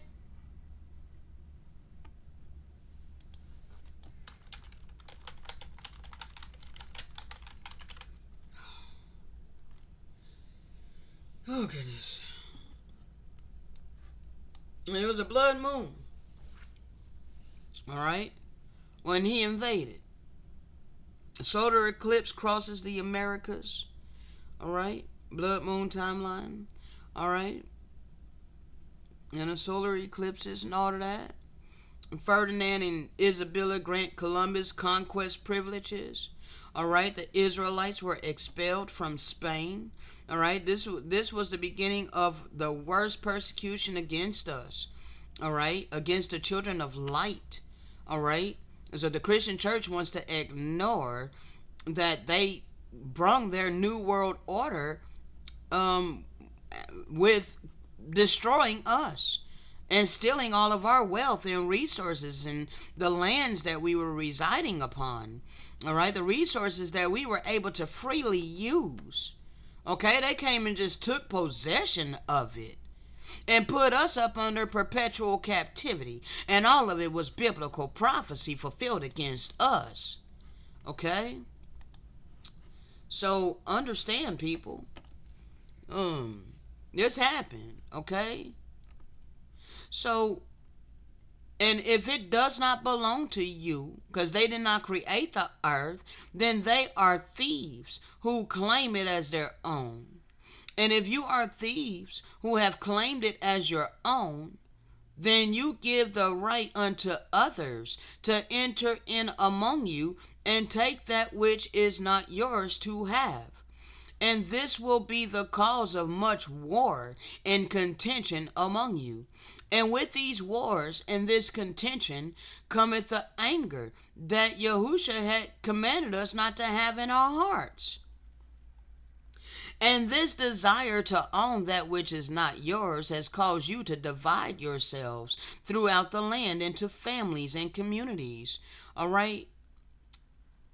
And when you have thus divided yourselves, you cause your thoughts to center on your families instead of on all people who are your brothers and your sisters. And this family unit shall be the cause of much heartache and contention among you. All right. Now, I did not plan to go into this, but it flowed this way. All right. So understand, for you have begun to believe that your families are more important than the rest of your brothers and sisters who are your neighbors. Weren't we instructed to love your neighbor as you do yourself? What makes you think that your individual family members is more important than your neighbor? We are all sons and daughters of the Most High. We're all inhabiting the earth that was created for all of us to be happy. Okay? And because you believe this, you shall concentrate all of your efforts on acquiring the things of the world to care for your family in the flesh. And your children shall become selfish and centered in themselves because of the example of the things that you have shown unto them. And they shall begin to think that they have no other brothers and sisters except those with whom they share the same parents. And they shall begin to believe that their family unit is better than that of their neighbor, and that they should put their own family and its needs above the needs of their neighbor. And this belief shall cause pride to overcome them, and they shall begin to think of themselves above all others who do not belong to their own family. And because of this pride, family shall fight against family for the land that you have divided amongst yourselves for the purpose of providing for the needs of your own family. And you shall believe that your needs are greater than the needs of your neighbors. And you shall withhold your substance from your neighbors and justify the withholding of your substance, because you believe that if you give unto them, you shall not have enough for your family. And because of this family unit in which you have divided yourselves, you shall begin to put even more value upon your own lives in comparison to the lives of your neighbors. See, I get questions like this sometimes. People have asked me, and I don't have anybody that I'm responsible for, but I was asked a few times, if you had a wife or if you had children, would you just stand by and let somebody, kill your wife or your children, your loved ones? And the answer to that is, we don't really have any authority over our own lives. They wanted to know whether or not I would take up man-made carnal weapons to protect my family. Like, my family's life is more important than the life of others, or even my own life. All right, because I was asked several times, so if somebody comes up to you and stab you or get ready to stab you, are you not going to defend yourself? This is the mentality of a lot of people. You know what I'm saying? They're like, well, I got to take them out so that they don't take me out. I got to take them out before they take me out. What makes you think that your life is more important than the life of your neighbor? Aren't we supposed to love one another as we love ourselves? Aren't we not to do unto others things we would not want done to ourselves? Aren't we supposed to do for others things we would want done for ourselves. Like, people are not grasping this. All right? So, no, I don't pick up no carnal man made weapons. I don't own a gun. Thank the Most High, I don't have no family that, I am responsible, quote unquote, for protecting. Okay? Because it ain't my responsibility anyway. Even my own life. It ain't my responsibility to protect my life. No, that's the responsibility of my maker. Okay? That's why I have guardian angels. All right? We were all given guardian angels, but your angel will have no power to do anything for you when you are outside of the will of the Most High. Your angel can, your guardian angel will not have power to be able to protect you from reaping what you sow. Okay? You out here doing evil, you out here doing people dirty, then you're gonna reap what you have been sowing. All right? So no, I don't take my life in my own hands. No, I won't take someone else out before they can take me out. I don't have that kind of mentality. Okay? So I don't value my own life over the lives of my neighbors. Okay? But many people do. And many people strive to be rich and have more than others. And in their desire to be rich, they shall make many of your brothers and your sisters, yeah, even your brothers and your sisters before the Most High, poor. Okay? So this is how poverty was created. All right? The desire to be rich.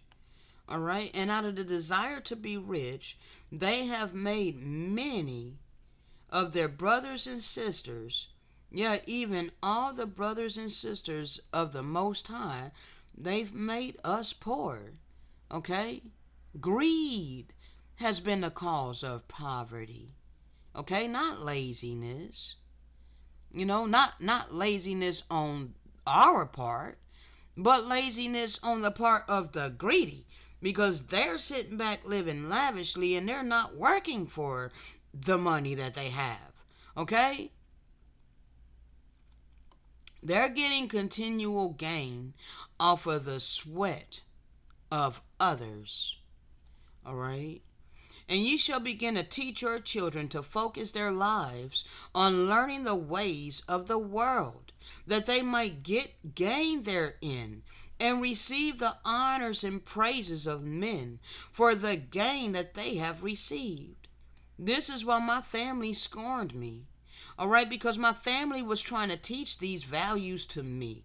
All right, to focus my life on learning the ways of this world so that I could get gain therein and receive the honors and praises of men for the gain that I have received. But I did not have any ambition to do that. And so I was scorned by my family. I have been mistreated by my family because that was not what I was seeking. I was not here to do that. All right? But many people, their offspring shall begin to search for gold and silver and for fine linen and all the fine things of the world. And they shall make these things their idols, for they shall fall down before them and worship them, in that their hearts and the desires are continually focused upon them. And you have already begun to teach your children that these family units are sanctioned by God. And I see that a lot in the Hebrew community. They focus a lot on these family units like this is righteousness. No, it's not. We're supposed to have communities, not family units, but communities. Okay? Righteous communities. All right? And see, because we've been living in the times of the worst of the heathen, yes, there's been wicked people that's risen up, and they've created communities of cults, okay? They've created a cult. I know, I'm like, bro, I flow by way of the spirit. So I know how people think, it quickens, is quickened within my spirit that, some people would be like, oh, you're like some kind of cult leader, huh? Like, bruh, no. All right? I'm giving you the oracles for happiness, all right, for true salvation and happiness for all humanity and all creation, all right. Cult leaders don't, like, they may say that they're about peace and love and happiness and all of these things, but bruh, you have to look at the fruit, okay? There ain't not one cult leader that did not have weapons in their communities. Okay, they all had weapons. All right, if they were truly peaceful, if they were truly loving, then they would not have man-made weapons. Okay, so you got to look at the fruit. All right, got to look at the actions. Okay, got to look at what they do. All right, now so no, it's not righteous to be focused on your family units, and this is not from the Most High. All right, it teaches you to be selfish. All right, and that it is the most important unit among you. All right, this is what they teach in the Hebrew community. All right, this is why I've been ostracized, bruh. Like in the whole thing with the trans. And see, like, bruh, I don't want this to be too long, but bruh, this is all connected. Even the thing with the transgenderism, all right, because they look at me like I'm nothing because I'm not procreating. I'm not here to have a family. As far as a family unit. I'm not here to get married. I'm not here to have children and all of that. Okay, so I am looked down upon because they glorify that. As if that is the purpose that we're on this earth, to multiply and reproduce, physically, like we're animals. No, bro. I am a child of light. I'm on this earth to multiply spiritually, okay? Not physically, all right? I'm only here in this mortality to help awaken people, all right? To help deliver people from this bondage of Satan's kingdom. Okay? Now, and you believe that the things that you have acquired of the world are the blessings of the Most High, and that He has given you these things because of your righteousness in your families. But I say unto you, these family units are an abomination before the Most High. Behold, they divide the children of the Most High against each other, and cause the Spirit of the Most High to withdraw itself from you. Okay? These people are doing what the world does. Okay? This came from the mentality of the worst of the heathen. I'm telling you, alright? Look, this is a quote by H.L. Mencken. You see this heathen? Alright? You see this heathen? This is a whole freaking Gentile. The mentality of the Gentiles, and this is what people have adopted. Alright? The aim of public education is not to spread enlightenment at all. It is simply to reduce as many individuals as possible to the same safe level. To breed. Alright? To breed. Have your family units. Have children. Alright? Live the American dream. Take care of your family. Get a white picket fence and a freaking dog, a cat, and 2 children. Alright? And train a standardized citizenry to put down dissent and originality. Okay, this is why I am scorned. Because I am an original. I am not a carbon copy robot. They cannot force me to conform to their unrighteous, unjust system. Okay? I am an enigma. Okay? Therefore, I have been ostracized my entire life. But I was only set apart by the Most High. See, the world ostracized me, but the Most High had chosen me and set me apart. Okay? Because I am for his use. Alright? This whole heathen right here declared he didn't want a nation of thinkers. He want a nation of workers. He want obedient slaves. Okay? He created the General Educational Board in 1903. Okay? So understand where this mentality came from. It did not come from the Most High. Alright? So these family units are an abomination before the Most High, because they divide the children of the Most High against each other and cause the Spirit of the Most High to withdraw itself from you. And when the Spirit of the Most High has withdrawn itself from you, then you are left unto yourselves. And when you are left unto yourselves, Satan beginneth to have power over you. And when Satan has power over your hearts, he beginneth to convince you that that which is evil and of him is good, and that which is good and of the Most High is evil. So in these days, good is being called evil. All right, what I'm doing, it is good, but yet is called evil by most people. Most people would look at me and say that, no, you are a cult leader. You are misleading people. Like this I'm scorned, okay? But I'm used to it. All right? I've been built for this. All right? I was destined to do this. All right? And in this way, he misleadeth you and loadeth you away into carnal security, carefully leading your souls away from the Most High and down to hell. All right? Because you get carnal security with your money that you have right now, temporarily. But once the value of money goes away, all right, when the Great Spirit, when the Most High breaks the power of the wicked, then what the hell are you going to have? Because these people really don't own the earth. They didn't create the earth, so they don't own the earth. So there's a certain period of time that they're going to be dealt with. And when they are dealt with, there's no longer going to be a value upon things on this earth. All right?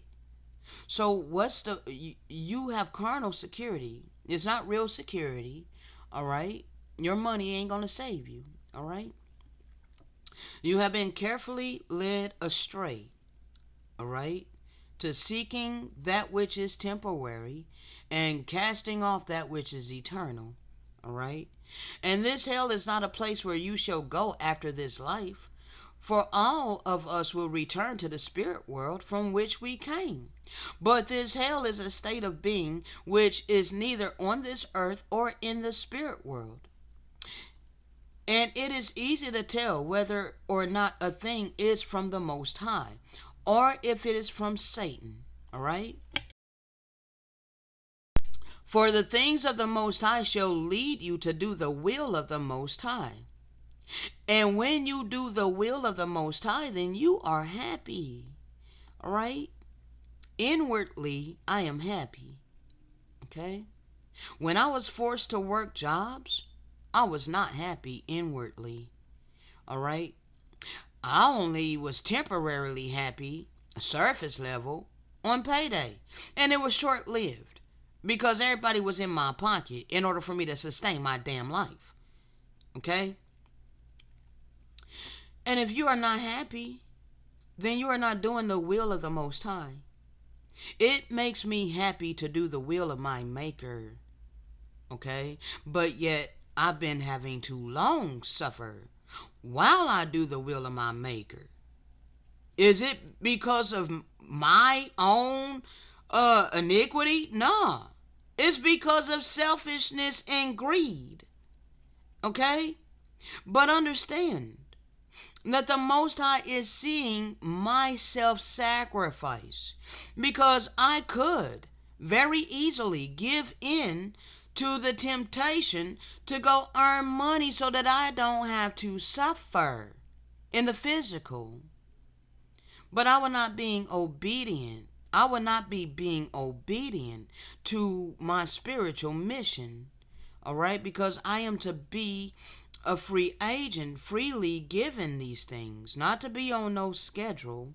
I'm not here to earn money. Okay? You cannot serve two masters. Okay? I wholeheartedly serve my power. Okay? And I'm very happy in doing this, even though I have to long suffer.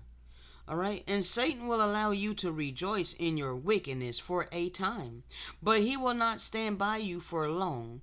And when he turneth his back on you, you shall no longer remain happy in the evil thing that you are doing. And I know that you do rejoice in the concept of your family unit, and that you rejoice in your children and your spouses, and in the things of this world that you have accumulated to support them in their needs. And because you find joy therein, you believe that these things must be from God. But I tell you that these things are not from the Great Spirit. It's not from the Most High God. Okay? And if you continue in these things, or in other words, the division of yourselves into separate family units, you shall reap the recompenses of this sin. I'm trying to help you people understand. All right, so that you can begin to melt your stony hearts and begin to treat your neighbors the way that you want to be treated. Okay? For once you have divided yourselves into families, then you shall divide yourselves into communities of families.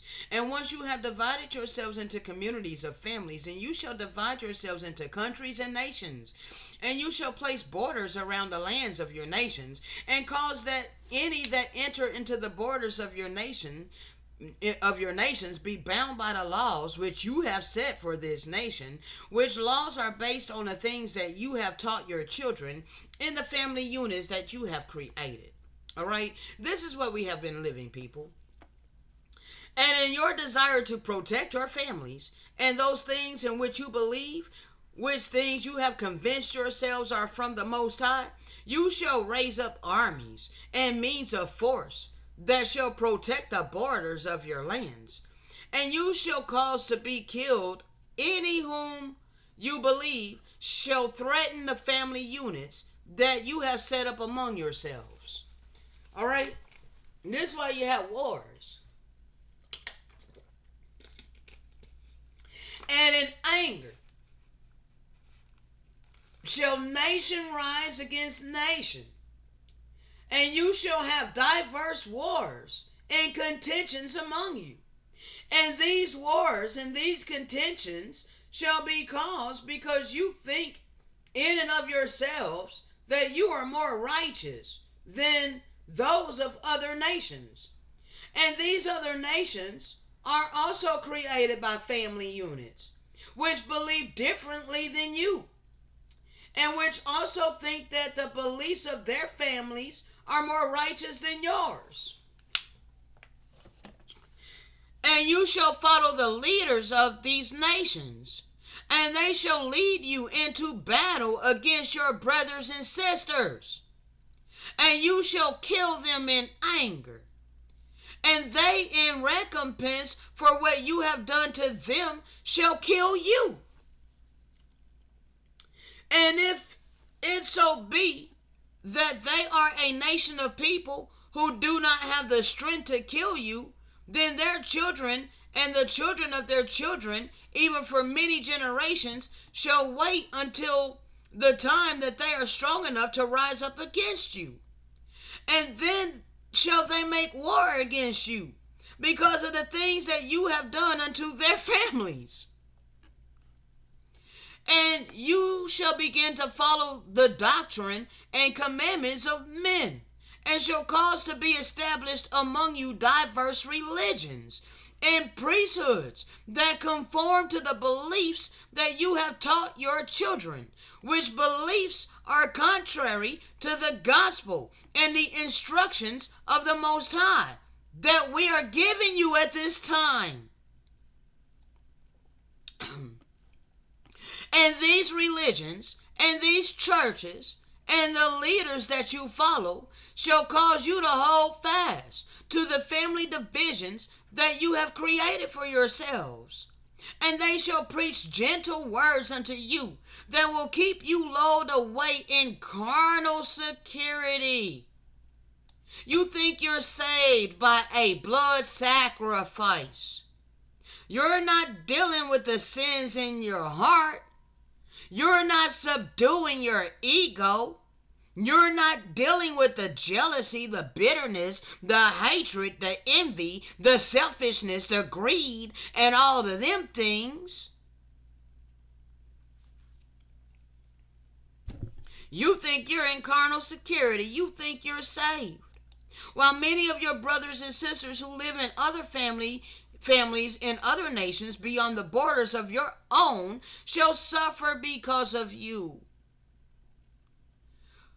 But ye shall not concern yourselves about those in another nation or in another family, because they are not of your family, and they do not believe the same things that you believe. And because they do not believe the same things that you believe, you shall consider them unworthy of the blessings of God, which blessings you believe are the things of this world. All right? You think that the things of this world came from the Most High. Okay? And you have been deeply deceived. All right? And you believe that these blessings of the Most High, or these blessings of this false God, are your gold and your silver and all the precious things that you have accumulated for your family. All right? You believe that these blessings of God are your gold and your silver and all of the precious things that you have accumulated for your family. This is how the world has been subtly deceived, people. This is the sealed portion. It's going in depth and is giving you crystal clarity on the world that we're living in and how the hearts have become hardened, how this was taught to us, how we were lullabied into this great deception. All right? But it's time for this to be made known. All right? And I have chosen to be utilized by the Spirit of truth to bring this word to you, to give you an opportunity. All right? And then shall the words of Lucifer, which he spoke unto the Father in the beginning, come to pass, in which he said, and with the enmity that thou hast placed between me and the children of men, I will take the treasures of the earth, and with gold and silver I will buy up the armies and the means of force and priesthood and religions, and I will reign with blood and horror on this earth. Can we now look around and see that this has been fulfilled? That we're actually living in this? Bruh, I think this is going on over 2 hours. Oh, it's close to 2 hours. It's 1:58. All right. Now I would that you should understand what Lucifer meant by this enmity that Yahusha hath placed between him and the children of men, which are all of us. For Lucifer had a desire to gain glory for himself. And this is contrary to the first law and principle of the government of the heavens, that stated that this government shall never be self-serving, and it shall never act in and of itself and of its own accord for the sake of its own existence. Okay? But this is exactly what the wicked have done. All of your governments are self-serving. All of your governments are serving themselves. None of the governments are serving the people. Okay? For if they were, then the people would not be up under oppression and bondage of economic slavery. And the plan that Lucifer had presented to us as spirits was rejected by the majority of us, and was a plan that could not be accepted because of its violation of the eternal laws of heaven that cannot be violated.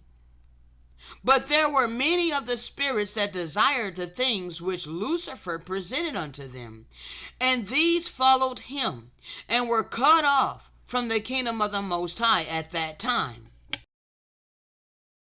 All right? So this was a third of the angels that fell with Lucifer. All right? These are the evil ones that seek for selfishness, gain for themselves. All right? And they have been with us here upon this earth in the realm of the spirit since the beginning. And Lucifer has also been here among us. All right? Now, I'm not going to go any further in this, people, because, bruh, this goes on and on and on. Hold on.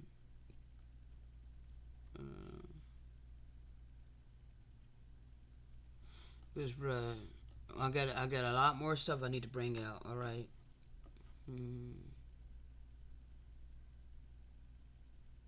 Hold on.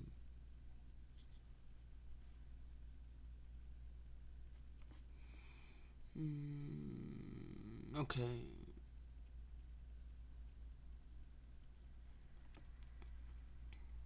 All right, and Yahushua has placed enmity between Satan and us. And this enmity that he has placed between us is the feelings that we receive when we work righteousness, in that we are happy and feel joy. And this enmity is also the feelings that we receive when we do evil, in that we are miserable, where there is an absence of joy. In other words, this enmity is our conscience. All right, this is why the rich are tormented in their conscience. They know that they have no peace. All right, they know that they have no real love. All right, and they don't have compassion. All right, none of that, because they're not merciful. Therefore, they're not receiving any mercy. They can only receive mercy when they begin to show mercy. They can only receive compassion when they begin to show compassion. Okay? All right? And Satan has taken these feelings or this enmity and has deceived us into thinking that evil is good and good is evil. And he has accomplished this with gold and silver and the fine things of the earth. And he has done this with the families in which he has caused you to divide, so that you shall hate one another and put yourselves above others. They teach this in school, all right? This is the purpose of the grading system, all right? This is the purpose of the honors roll, all right?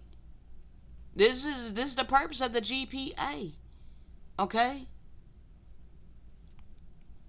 This is the purpose of your even the sports, okay? Now, I'm not saying that sports can't be fun to be played, just to have fun, but they have made it a competition, people.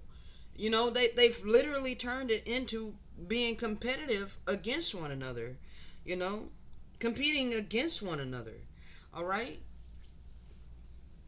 It can be done in good fun, in love, but that's not what they've done, all right? In the schools, they make it a rivalry thing, okay? And so this is what happened, all right? Put yourselves above others, okay? For when you are engaged in the pursuit of the things of the world, or money, as it has been called, then you make that pursuit your God. And it is from this that you receive your happiness. All right? So many people, now they are only happy when they have money. Okay? And ye are happy when you think on the things that you own, even your houses and your clothes and your possessions, and all the things which you have given a value that do not sustain your life, even a life that requireth only food and simple raiment and a simple shelter to survive. And you are happy when you see your families prospering and enjoying the things that you have provided for them. And you take no thought of others, for in the happiness of your own families you find your joy. Okay? That's subtle deception, people. All right? And we find joy, and you find joy in your religions and your beliefs and in your leaders that teach you the things that you want to hear, even preaching those things that support you in that which you believe. That's why I'm so hated, because I give you the living word by the way of the Spirit, and it is contrary to everything that we have been taught to believe all of our life. So I know that a lot of people cannot accept what I have been given to give. All right? I already know that it's only for a selected few people, the righteous, that will have the ears to hear, the heart to receive, and the eyes to see. Okay? So many people find happiness and joy in the pride of their nations and of their countries and the armies and the means of force that protect you within the borders thereof. You got all of these people that, bruh, the patriots. They're so patriotic. That's pride. All right, you think you're better than other nations. But you so-called white Americans understand. How could you consider yourself better than other nations when your forefathers have invaded indigenous land? You're patriotic over a land that has been stolen from the indigenous people. Do you not understand that you're in double arrogance? You're in double pride? You're in double deception? And in this way, Satan has used the enmity that the Most High placed between him and us to deceive and lull you away into again carnal security. And he loadeth us carefully without our knowing. This is why I'm here, because many people don't know that they have been subtly lulled into this absolute wickedness. They don't know. All right? Because Satan didn't play fair. All right? But yet you are on the road leading down into the misery of hell. You just don't know it. But once this illusion is destroyed, then you would be in hell, miserable, humiliated. And I'm trying to prevent that from happening. I'm trying to get you to understand the deception that has happened. All right?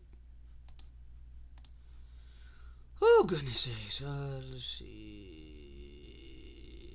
And I would that you should know, my beloved children, that any institution that is set up among you that shall be a cause of your disobedience of the commandments of the Most High shall also cause your destruction.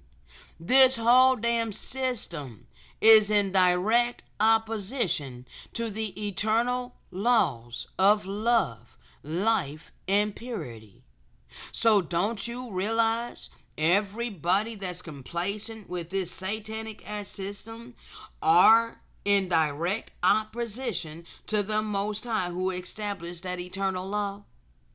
You have set yourself to the side of the adversary.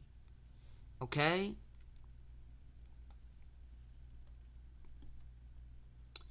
Again, it is the commandment of the Most High that we shall love each other according to the eternal laws of heaven. For it was according to these laws that we were created.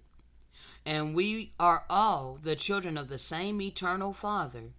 And he has used these same laws, by which he also liveth, to give us the opportunity to become like him and live forever in happiness, according to our desires of happiness. Okay? We were not created to be in misery. We were not created to be suffering. Okay? No, we were created to be happy. And we were given free agency to choose to keep his eternal laws and be happy. Okay? Each nation got an opportunity to take the reins of the earth. All right? And we were the first. We were the first ones with the opportunity to show forth the righteousness and love and mercy of the Most High. But we didn't do it. We failed in our mission. All right. Therefore, the opportunity was given to other nations, or allotted to other nations. All right. And now we're at the end of the final nations that were able to take the reins of the earth. Okay. And now the children of light have been awakened in the land of our captivity. And so now is the final time that his people are going forth, speaking this word, proclaiming this word, to give all you people an opportunity for the sight of righteousness. So, the Most High knows that the Satan deceived all humanity. All right? The scripture tell you that everybody is deceived, okay?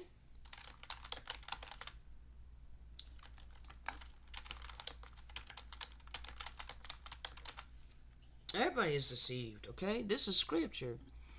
All right? The scripture tells you. All right? Yeah, the scripture tells you that the whole world is deceived. Revelations 12:9. Revelation 12:9. The whole damn world is deceived. All right? The Messiah told us over and over to be not deceived. All right? That old serpent, that old serpent called the devil, deceived the whole world. Okay? So don't expect him to play fair. Why are you expecting the adversary to play fair? No, he deceived you into loving and worshiping him. Okay? He carefully lullabied you away from the Great Spirit, the lover of your soul, the maker of your spirit. Okay? Now, instead of loving that power, instead you love money and materialistic things. These things are not eternal. Okay?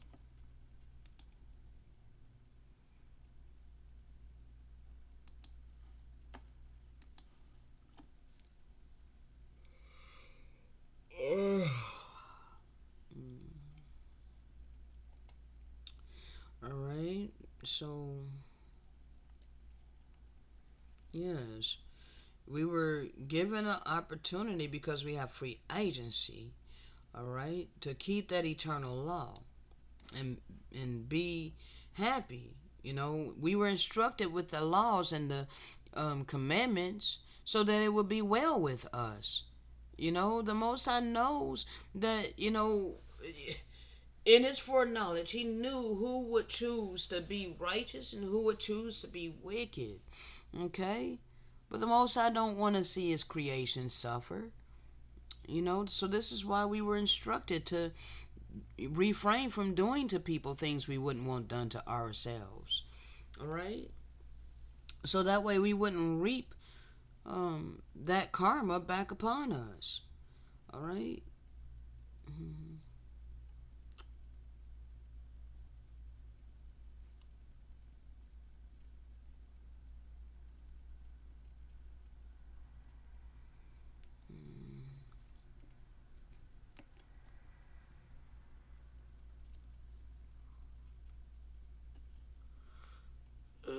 All right, I'm just gonna read this last little bit, bro, and then we're going to be starting up a new one because I got to go into this other stuff. All right. And all of the unions that we create amongst ourselves, as well as the covenants, contracts, bonds, obligations, oaths, vows, performances, connections, associations, or expectations that we enter into during the days of our probation, have an end when we are dead. And because we are the generation that was prophesied to awaken in the land of our captivity, we ain't gotta die before we see the overturning of this captivity. All right, so understand, you have an option to be spared with us. All right, for this, from this unjust system. Okay, because our redemption is coming. All right, and the punishment of the wicked is coming. All right, those of us that were prophesied to awaken in the land of our captivity were also prophesied to see the reward of the wicked. All right, that's part of the same prophecy. Okay, and we're gonna see the consolation of Zion. Okay, the whole world is going to see the consolation of Zion. All right, yes, we're that generation. All right, and after we are dead, we shall be judged according to the works that we have done, even according to our obedience and conformity to the laws of heaven. And these same laws exist forever in the eternal worlds that have existed long before this mortal state in which we find ourselves. And these same laws shall exist in the eternal worlds after this mortal state, even forever. The eternal law ain't going nowhere. And all these things, and all things that are not established by the Most High, according to his word, which word is given according to these eternal laws of heaven, shall be thrown down and shaken and destroyed, and shall not remain after we are dead. Okay? And actually, all of this stuff is going to be thrown down, shaken, and destroyed, all right, in our lifetime. Okay? Because it's time for the redemption of the holy people. Okay, it's time for the holy people to be revealed. All right, it's time for the wicked to be dealt with. All right, because bruh, understand, this earth was not created for the wicked to be just living lavishly and the righteous to be suffering. Okay, so understand that it's coming an end to this. All right, now let me make sure.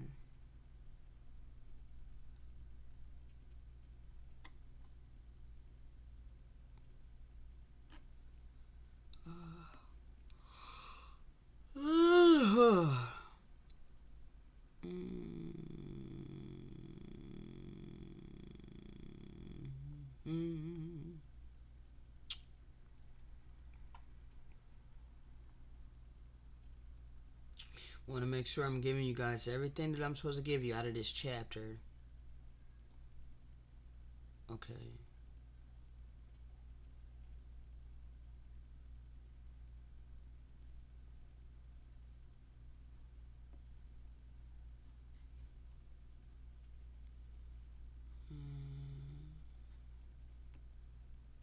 All right, verse 81. And I say unto you that except you abide by the instructions and laws of the Most High, you cannot attain this glory of the celestial kingdom. For straight is the gate, and narrow the way that leadeth unto the exaltation and the power of the continuation of lives, and few there be that find it. And if you do not find it because you do not find it because you do not know the Most High. But if you receive the commandments of the Most High in the flesh and abide by them, then shall you know him. And if you know him, you shall receive your exaltation, and you shall be in the same kingdom of glory in which the Most High dwelleth. Okay? like the promised anointed one that came here and he became an ascended master, he went to the celestial kingdom. Okay, that is the highest kingdom. Okay, so if you want to dwell where he is at, then you're gonna have to keep his instruction. Okay, for behold, this is eternal lives, even that you may know the only wise and true power, who is the Father. And broad is the way which leadeth to destruction, and many there be go in there. Okay? And this according to the instruction in the words that Yahusha has given unto us, because you're going to reap what you sow. All right? And because Satan has entered in among us, there shall be many that come in among you in the clothing of sheep, but inwardly are ravening wolves.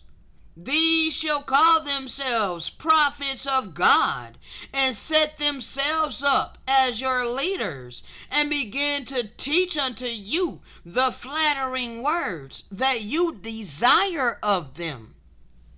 Now, do I speak unto you flattering words that you want to hear? Or do I give you this truth by the way of the Spirit and endure the ridicule, the scorning, the hatred, the ostracizing, the long suffering? You shall ask yourself these things. I ain't here to give you itching ears doctrine. I'm here to give you the word of the Most High by the way of the Spirit. Whether you listen or you fail to listen.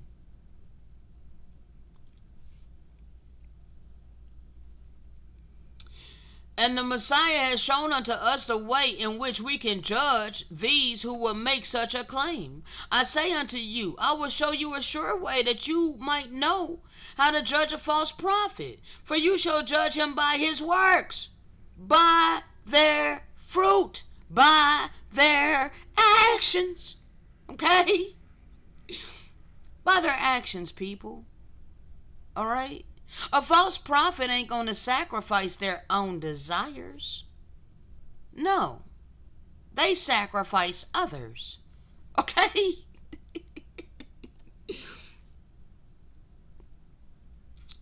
But a real servant of the Most High will sacrifice our own desires, our own wants, our own carnal pleasures, in order to do the will of our Maker.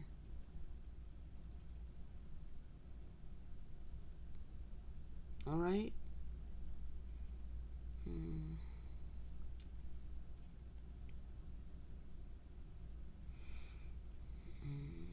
So this is what happened.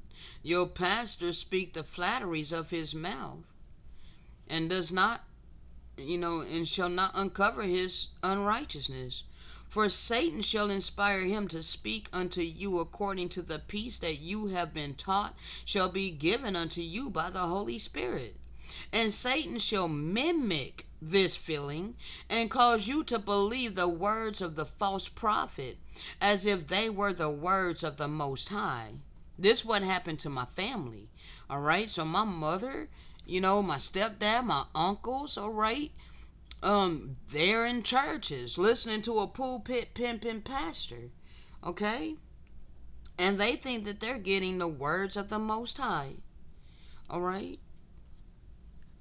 And you shall judge all men according to the instructions of the Most High that I am giving you this day, and which shall be taught unto you in the same likeness and in the same words by all the true prophets of the Most High. And a true prophet of the Most High will not add to or take away from these instructions that we have been instructed to give unto you, which I shall continue to give unto you.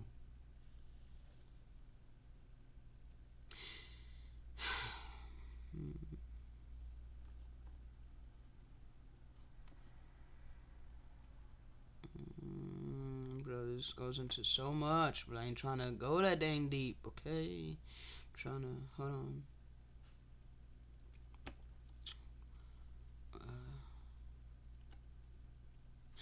Alright, verse 90. And any of those among you who claim that they are prophets of the Most High shall teach these things unto you. But those of us that are teaching these things unto you, we don't call ourselves prophets. Okay? We have the life of a prophet. Alright, but we don't call ourselves prophets. Why don't we call ourselves prophets?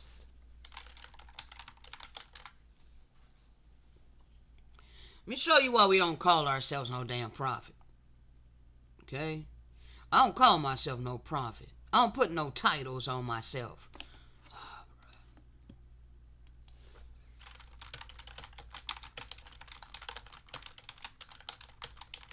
Do not call yourselves prophets. The Messiah instructed us not to do this, okay? It is the hypocrites that call themselves prophets. Hold on, what the hell is this? Do not call yourselves... Hold on.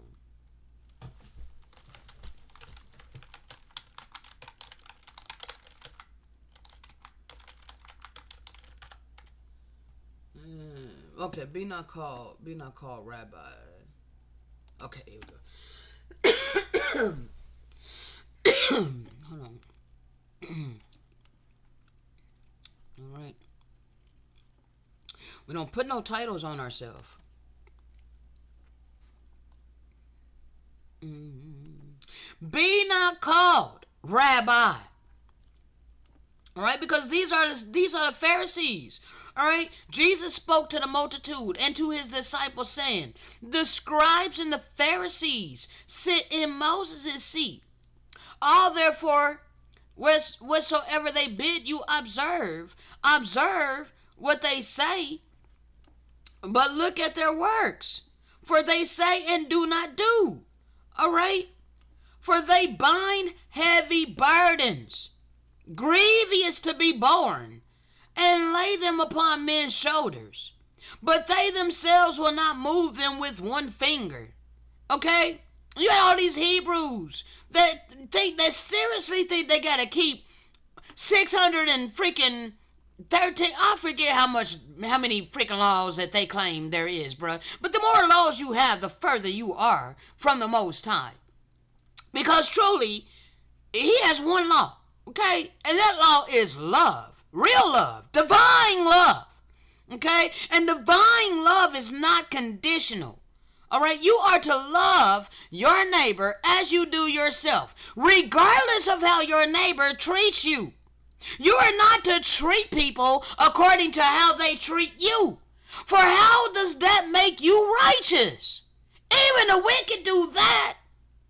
Even the wicked love those who love them. So what sets you apart from the wicked? If you're treating others the way they treat you, you're treating others based on what they do, how in the hell does that make you righteous?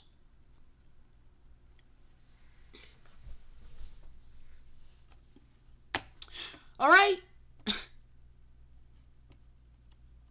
But all their works they do to be seen of men. So they make broad their phylacteries and enlarge the borders of their garments, and love the uppermost rooms at the feasts, and the chief seats in the synagogues, and greetings in the markets, and to be called of men, Rabbi, Rabbi. But be not called rabbi. Be not called prophet. Be not called teacher. Be not called deacon. Be not called these things. For one is your master, even the Hamashiach, and we are all brethren. Call no man your father upon the earth. So how come the Pope is being called father? How come priests are being called father upon the earth? Call no man your father, for one is your father, that is in heaven. neither be called masters. Those of you who take karate, when I was a kid, when I was a child, I was enrolled into these karate classes, okay? I actually like karate, all right? I think it was called Shokotan or something like that. But bruh, how come, we're instructed to call them master? Like, bruh, everything upon this earth is contrary to what we were instructed by the Messiah and by the Most High. Okay? And I clearly see that now. All right, so the Messiah told us, call no man master. And neither be called masters, okay? For one is your master, and that is the good shepherd. All right?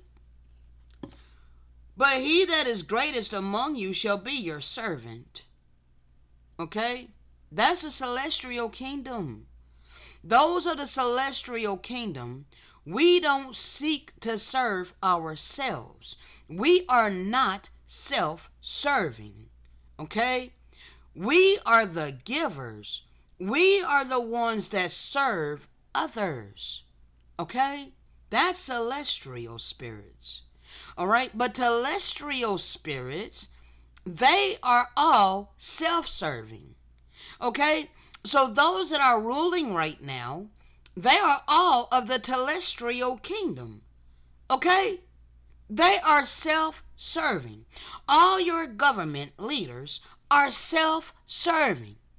All the rich upon the earth are self-serving. Okay? But guess what? Whoever shall exalt himself shall be abased. And he that shall humble himself shall be exalted. This is why he's going to elevate his people. He's going to put his people into elevated positions. The resources of the earth are going to return to the righteous because we will do righteousness with the resources. All right? This is a whole rebuke against the religious leaders. So go read this chapter. I'm already reading to you from the seal portion, so I ain't trying to read all of that, okay? I'm trying to hurry this up, because this is over 2 hours now. And I got more to bring to you. Alright?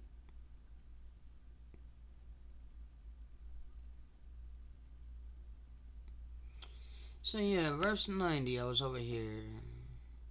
And any among you who claim that they are prophets of the Most High, but we don't claim to be prophets of the Most High, but those of us that have the life of a prophet, and we're teaching you, understand that we will be teaching these things unto you, okay? And again, I say unto you, that we will not be adding nor taking away from the original, the eternal commandments. So I know that some people will be like, but you take away from the scripture and you add to the scripture. Yes, I do, because the scripture has been corrupted.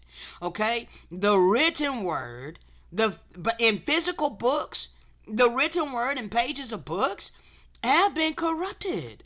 Okay? So we are instructed to put these things back. We're instructed to give you the pure word by way of the Spirit. All right. Hold on, because I just say something the other day about this. Yes.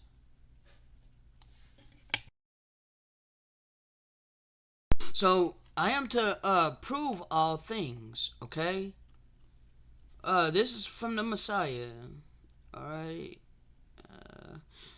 Yeah. Enter ye into the consecrated gate to life.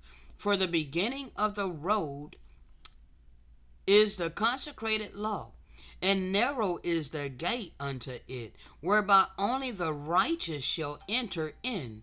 However, few there be that find the way. For wide is the gate unto death, and broad is the road that leadeth to wickedness, and many go in and return not. And see, they use Yeshaya in this record here. I don't know what record this is from. I should ask the brother where I saved it from. Um, but yeah. But it's the Messiah. It's the promised anointed one. The pronunciation of the name is irrelevant. But it's the anointed one, the ascended master, the one that came here to demonstrate the eternal law, give the eternal law, and demonstrate it with his life all the way unto death, and rose on the third day and became an ascended master. This guy, okay? And he continued to say many other things to the disciples on the mount. And great was the number who heard his words. He warns of false prophets, those who will twist his words and make a lie of the truth. He went on saying to them, do you be aware of false prophets, who indeed come unto you in sheep's clothing, pretending to be innocent and harmless as sheep, but inwardly are ravening wolves, with appetites lusting after the blood and flesh of the innocent creatures. You know, most of your pulpit pimping pastors feast on flesh and blood. Okay? That's the first sign. That's one sign right there that you should know that they are false prophets. If they eat flesh and blood, they are false prophets. Okay? Because the true ones of the Great Spirit know that we don't partake of any blood. Okay? Yeah, their hands are dripping with blood, and they boast in their evil, and say it is good, and deceive many at the entrance of the gate. You shall know them by their works. For though they speak love, they give only hate. And by their fruits you shall readily know their true root. For it is they who call truth a lie, and the lie truth. Okay? For do men gather grapes of thorns or figs of thistles? So shall it be that every good tree bringeth forth consecrated fruit, but a corrupt tree bringeth forth only evil fruit. Wherefore by their fruits you shall know the good from the evil. Beware lest you be misled, and find not the tree of life. For many will say to me in that day, Yahusha, or master, because he was called king or master or whatever, but that don't mean that they were worshiping him. He's just the way, the truth, and the life, because he came to this earth to give us the eternal law of the Most High. Okay? But he's the only one that we should be calling master or a teacher. All right? We don't call ourselves that because we follow him. All right? Have we not prophesied? Many is going to say to him, have we not prophesied in your name, and in your name done many wonderful works? And he is going to say to them, I never knew you. Depart from me, false witnesses, you that work only evil things. And he said unto the people many other things as written for a testimony unto all nations. That's what I'm here doing. I am testifying unto all nations to give you a divine opportunity to make your choice for the side of righteousness. Okay, but hey, you have every right to use your free agency to stick with the status quo and the side of wickedness. Okay? Yeah. 1 second.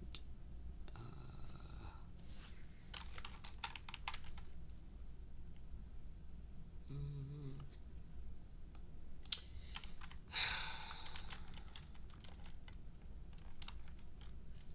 1 second, people. I'm trying to find one other thing. Corruption of the law.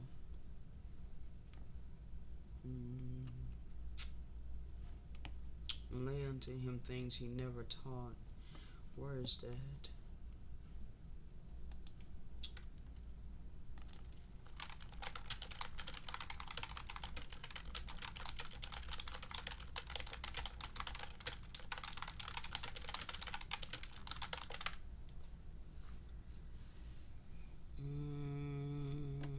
shall lay unto me things I never taught, sowing tares among the good wheat.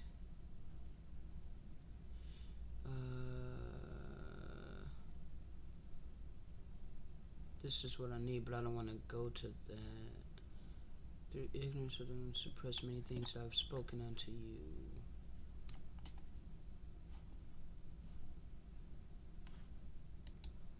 Give me a second, people. I'm trying to bring this up.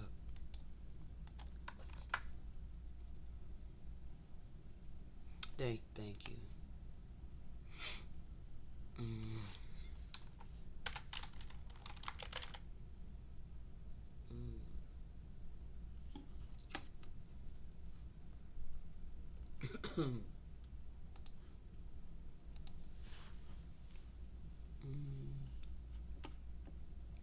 All right, here, verse 7.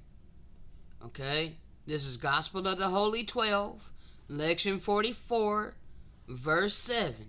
But there shall arise after you men of perverse minds, who shall through ignorance or through craft suppress many things which I have spoken unto you, and lay to me things which I never taught, sowing tares among the good wheat, which I have given you to sow in the world. Then shall the truth of the Most High endure the contradiction of sinners, for thus it has been, and thus it will be. But the time cometh when the things which they have hidden shall be revealed. The things which they have hidden, all right, the time shall cometh when the things that they have hidden shall be revealed and made known, and the truth shall make free those which were bound. That's what I'm here to do, okay? I'm here to reveal the things that they have hidden, okay? So that you have a genuine opportunity to join the side of righteousness, okay? I am here to tell you the truth so you can use your free agency to be free indeed. Okay? The truth shall set you free. Okay? Okay.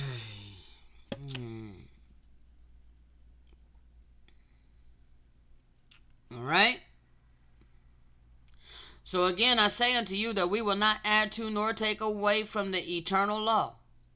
And if people are adding and taking away from the eternal law, and they're blending good and evil, and they putting that on the Most High, they're not separating good apart from evil. They're blending it together. All right? Understand that they are not of the Most High, but they are false prophets. Okay? There is a difference. You must put a difference between the clean, the holy, and the profane. Okay? That which is clean, that which is holy, is not to be mixed with that is profane. Okay? The Most High don't kill. Okay? The Most High don't destroy people. Okay? The Most High don't kill, steal, and or destroy. The Most High don't send evil spirits to seduce people and turn their hearts cold. The Most High don't stop up people's ears. Okay? The Most High don't hate people. Okay? So all of them things, understand.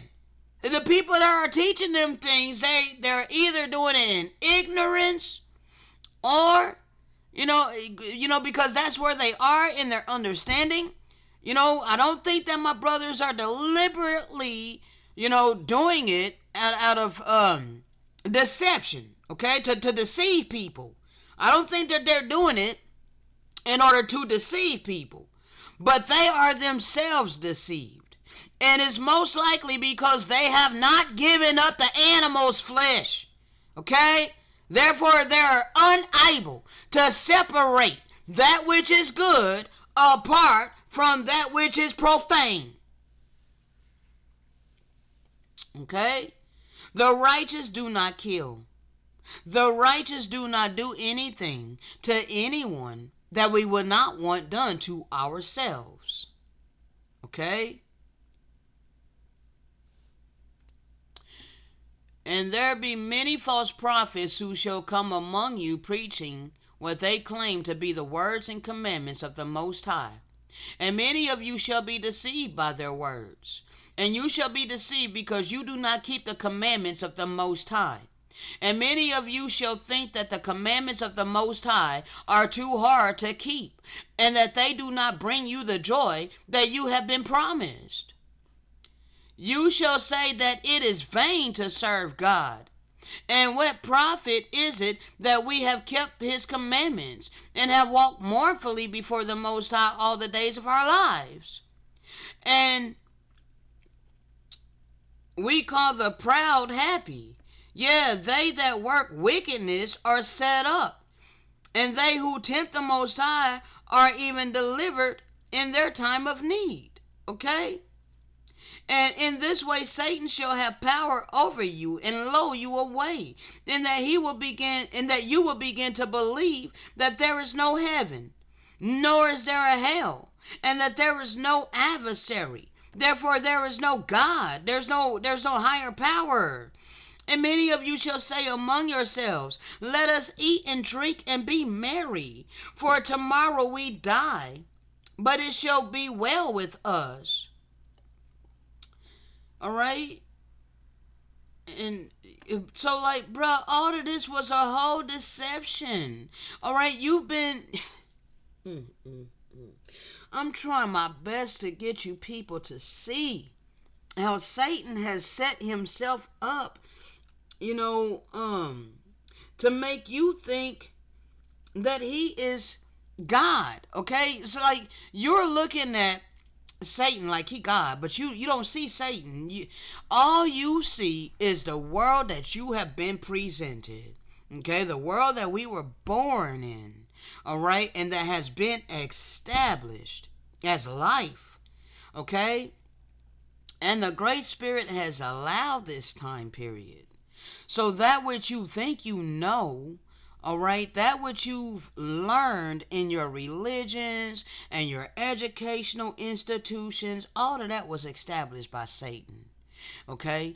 But you think that all of that came from the Most High God, the living God, okay? But it did not, okay? But Satan has caused you to deny the living God, okay? And worship him. For you think that's all you know. Okay? You think that this is all there is. All right? And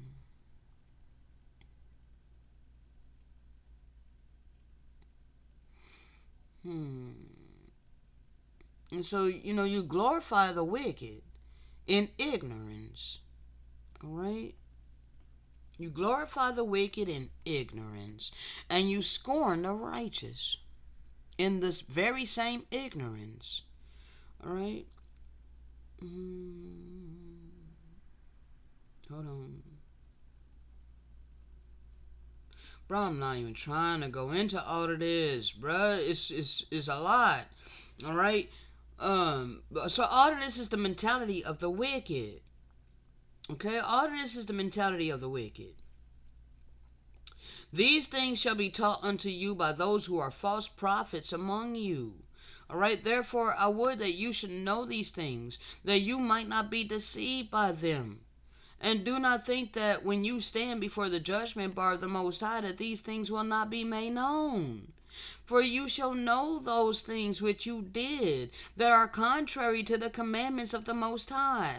Why are you going to know? Because you have a conscience, all right? And his eternal law is embedded in our conscience, all right? So that which you do in transgression of that eternal law is going to be burning in your conscience, all right?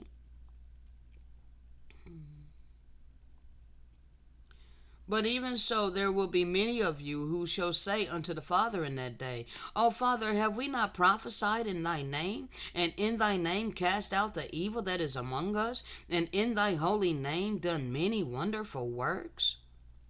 Did we not take unto ourselves wives, as thou hast instructed us, and brought up unto thee many children, whom you taught whom we taught to honor and respect thee, and in the abundance of that which we took from the earth, did we not dedicate a portion thereof unto thee, those of you who go to church and you're given 10% of your income? And you think that you're righteous because you're supporting these charlatans who are teaching you false doctrine? Then the Father will say unto you, you did nothing in my holy name. Oh my God.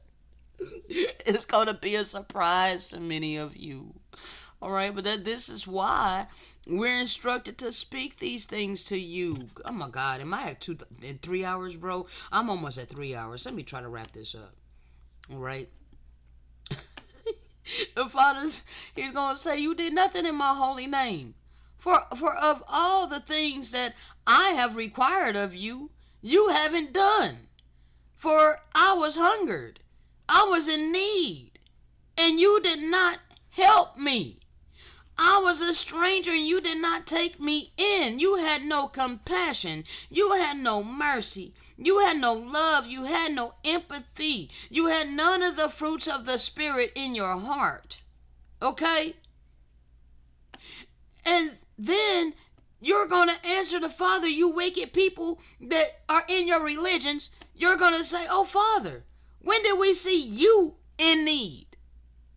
When did we see you need these things?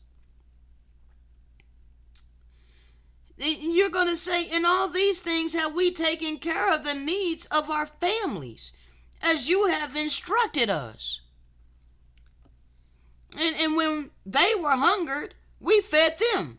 See, the wicked take care of the wicked, okay? And I'm not calling your family wicked, people. Understand what I'm saying, all right? The world takes care of its own, but hates the righteous, okay? See, if I was of the world, then the world would love me.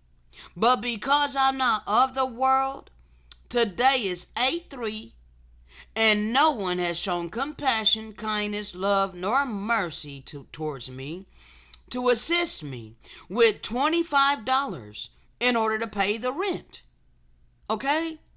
And they choose to not do this because I refuse to earn money to sustain my life. Instead, I've chosen to be obedient to my spiritual mission and spend my time, energy, and effort giving you these oracles, in which many people want to continue to ignore and disregard as if it's nothing. Okay? So, this is your mentality. All right? See, when our people were hungered, we fed them. When they were thirsty, we gave them drink. All right? When they were in need, we helped them out. We help our people. We help our own people. We help our family members, and we help our friends. Okay? We care about our friends and our families. Let the next man care about his own needs. That's your mentality. Okay, and this is what you're going to say to the Messiah, because you think it's righteous. All right? And strangers, we were counseled by our leaders to avoid, lest they come in amongst us and destroy our families and our beliefs. But, oh Father, when we saw thee, when did we see you hungry or thirst? When did we see you in need? If we had seen you in need, then we would have done for you.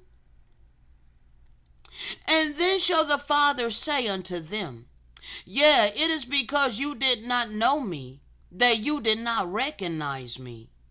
Verily I say unto you, inasmuch as you did it not to one of the least of these among you, you did it not to me.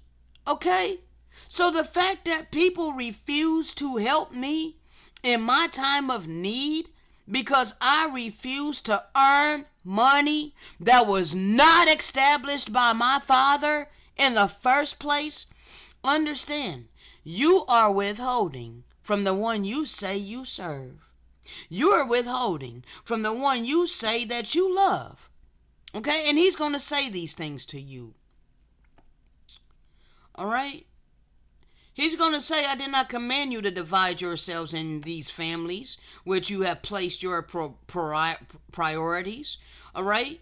And those who are the least among you are those who are not of your family, but whom I have instructed you to do as you would have them do unto you. All right? And you would not want that when they are hungered, athirst, or stranger, or naked, or sick, or in prison, when in need, that others would attend to your needs, whether they are members of your family or not? Like, if you were in their position, wouldn't you want somebody to help you? Okay, that's basically what he's saying.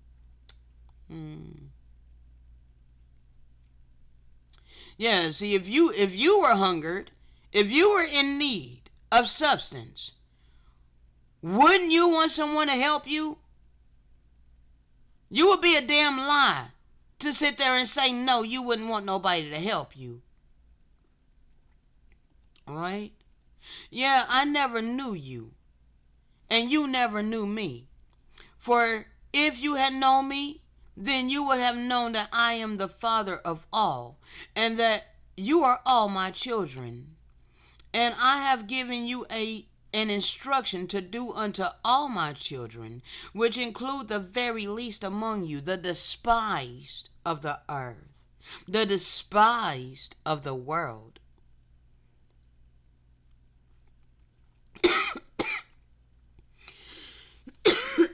But the fact that you love to hate on us, it shows your true heart. All right? And you have judged the beggar that is one of the least among you, and you have denied him your substance, because you have said that he has brought upon himself his own misery.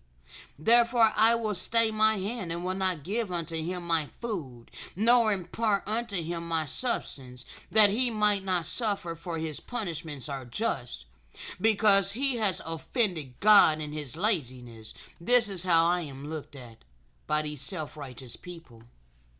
Never mind the spiritual wealth that I've been freely given to give to you. Never mind the fact that I don't serve the God of money.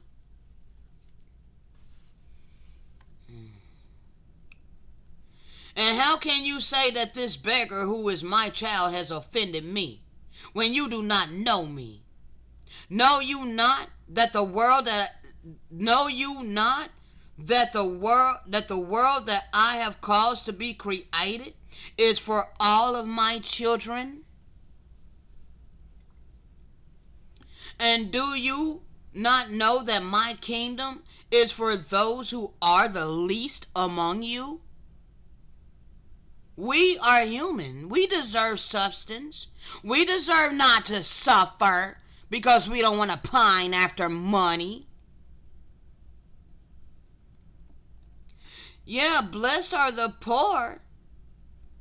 Not in spirit, but blessed are the poor that's in physical poverty. Because I ain't poor in spirit. I'm very rich in spirit. Okay? Blessed are the poor, for ours is the kingdom of heaven. And blessed are they that mourn. Understand that I mourn a lot. For we shall be comforted. And blessed are the meek, for we shall inherit the earth, when I finish my work thereon. And blessed are they which do hunger and thirst after righteousness, for they shall be filled. So all you righteous ams that are seeking, if you're seeking after righteousness, you will find it on this channel. Okay? And you will be filled. Okay? Blessed are the merciful, for they shall obtain mercy. Blessed are the peacemakers, for they shall be called the children of the Most High. Blessed are the pure in heart, for we shall see God, the real God, the living power. And these are those who are the least among you, and they are my children, and belong to my family, which is the only family that I have ever caused to be organized among you. And because you did not keep my instruction, you are not pure in heart, but you are corrupted in your heart. And because you are not pure in heart, you shall not see me, neither shall you know me. Therefore depart from me, ye that work iniquity. That's what he's going to say to many of you. All right? And Adam continued his words, saying, And now, my beloved children, see that you learn these commandments, which I have given unto you, and also those which I am about to give unto you. And if you keep these commandments, you shall have a pure heart, and you shall know the Most High, the living power, and you will not be casted out of his presence. Okay? Now that's all I'm going to read on that, people. All right? We are going to come back. I don't know how much of this audio I'm going to get done today, people, because, bruh, I did not even plan that whatsoever. All right? We coming back, and we going to get into the purpose of Jesus' parables, okay? And, bro, we just flowing by way of the Spirit, okay? Oh, goodness sakes. On that note, let me end it here, because we are over 3 hours. Shalom.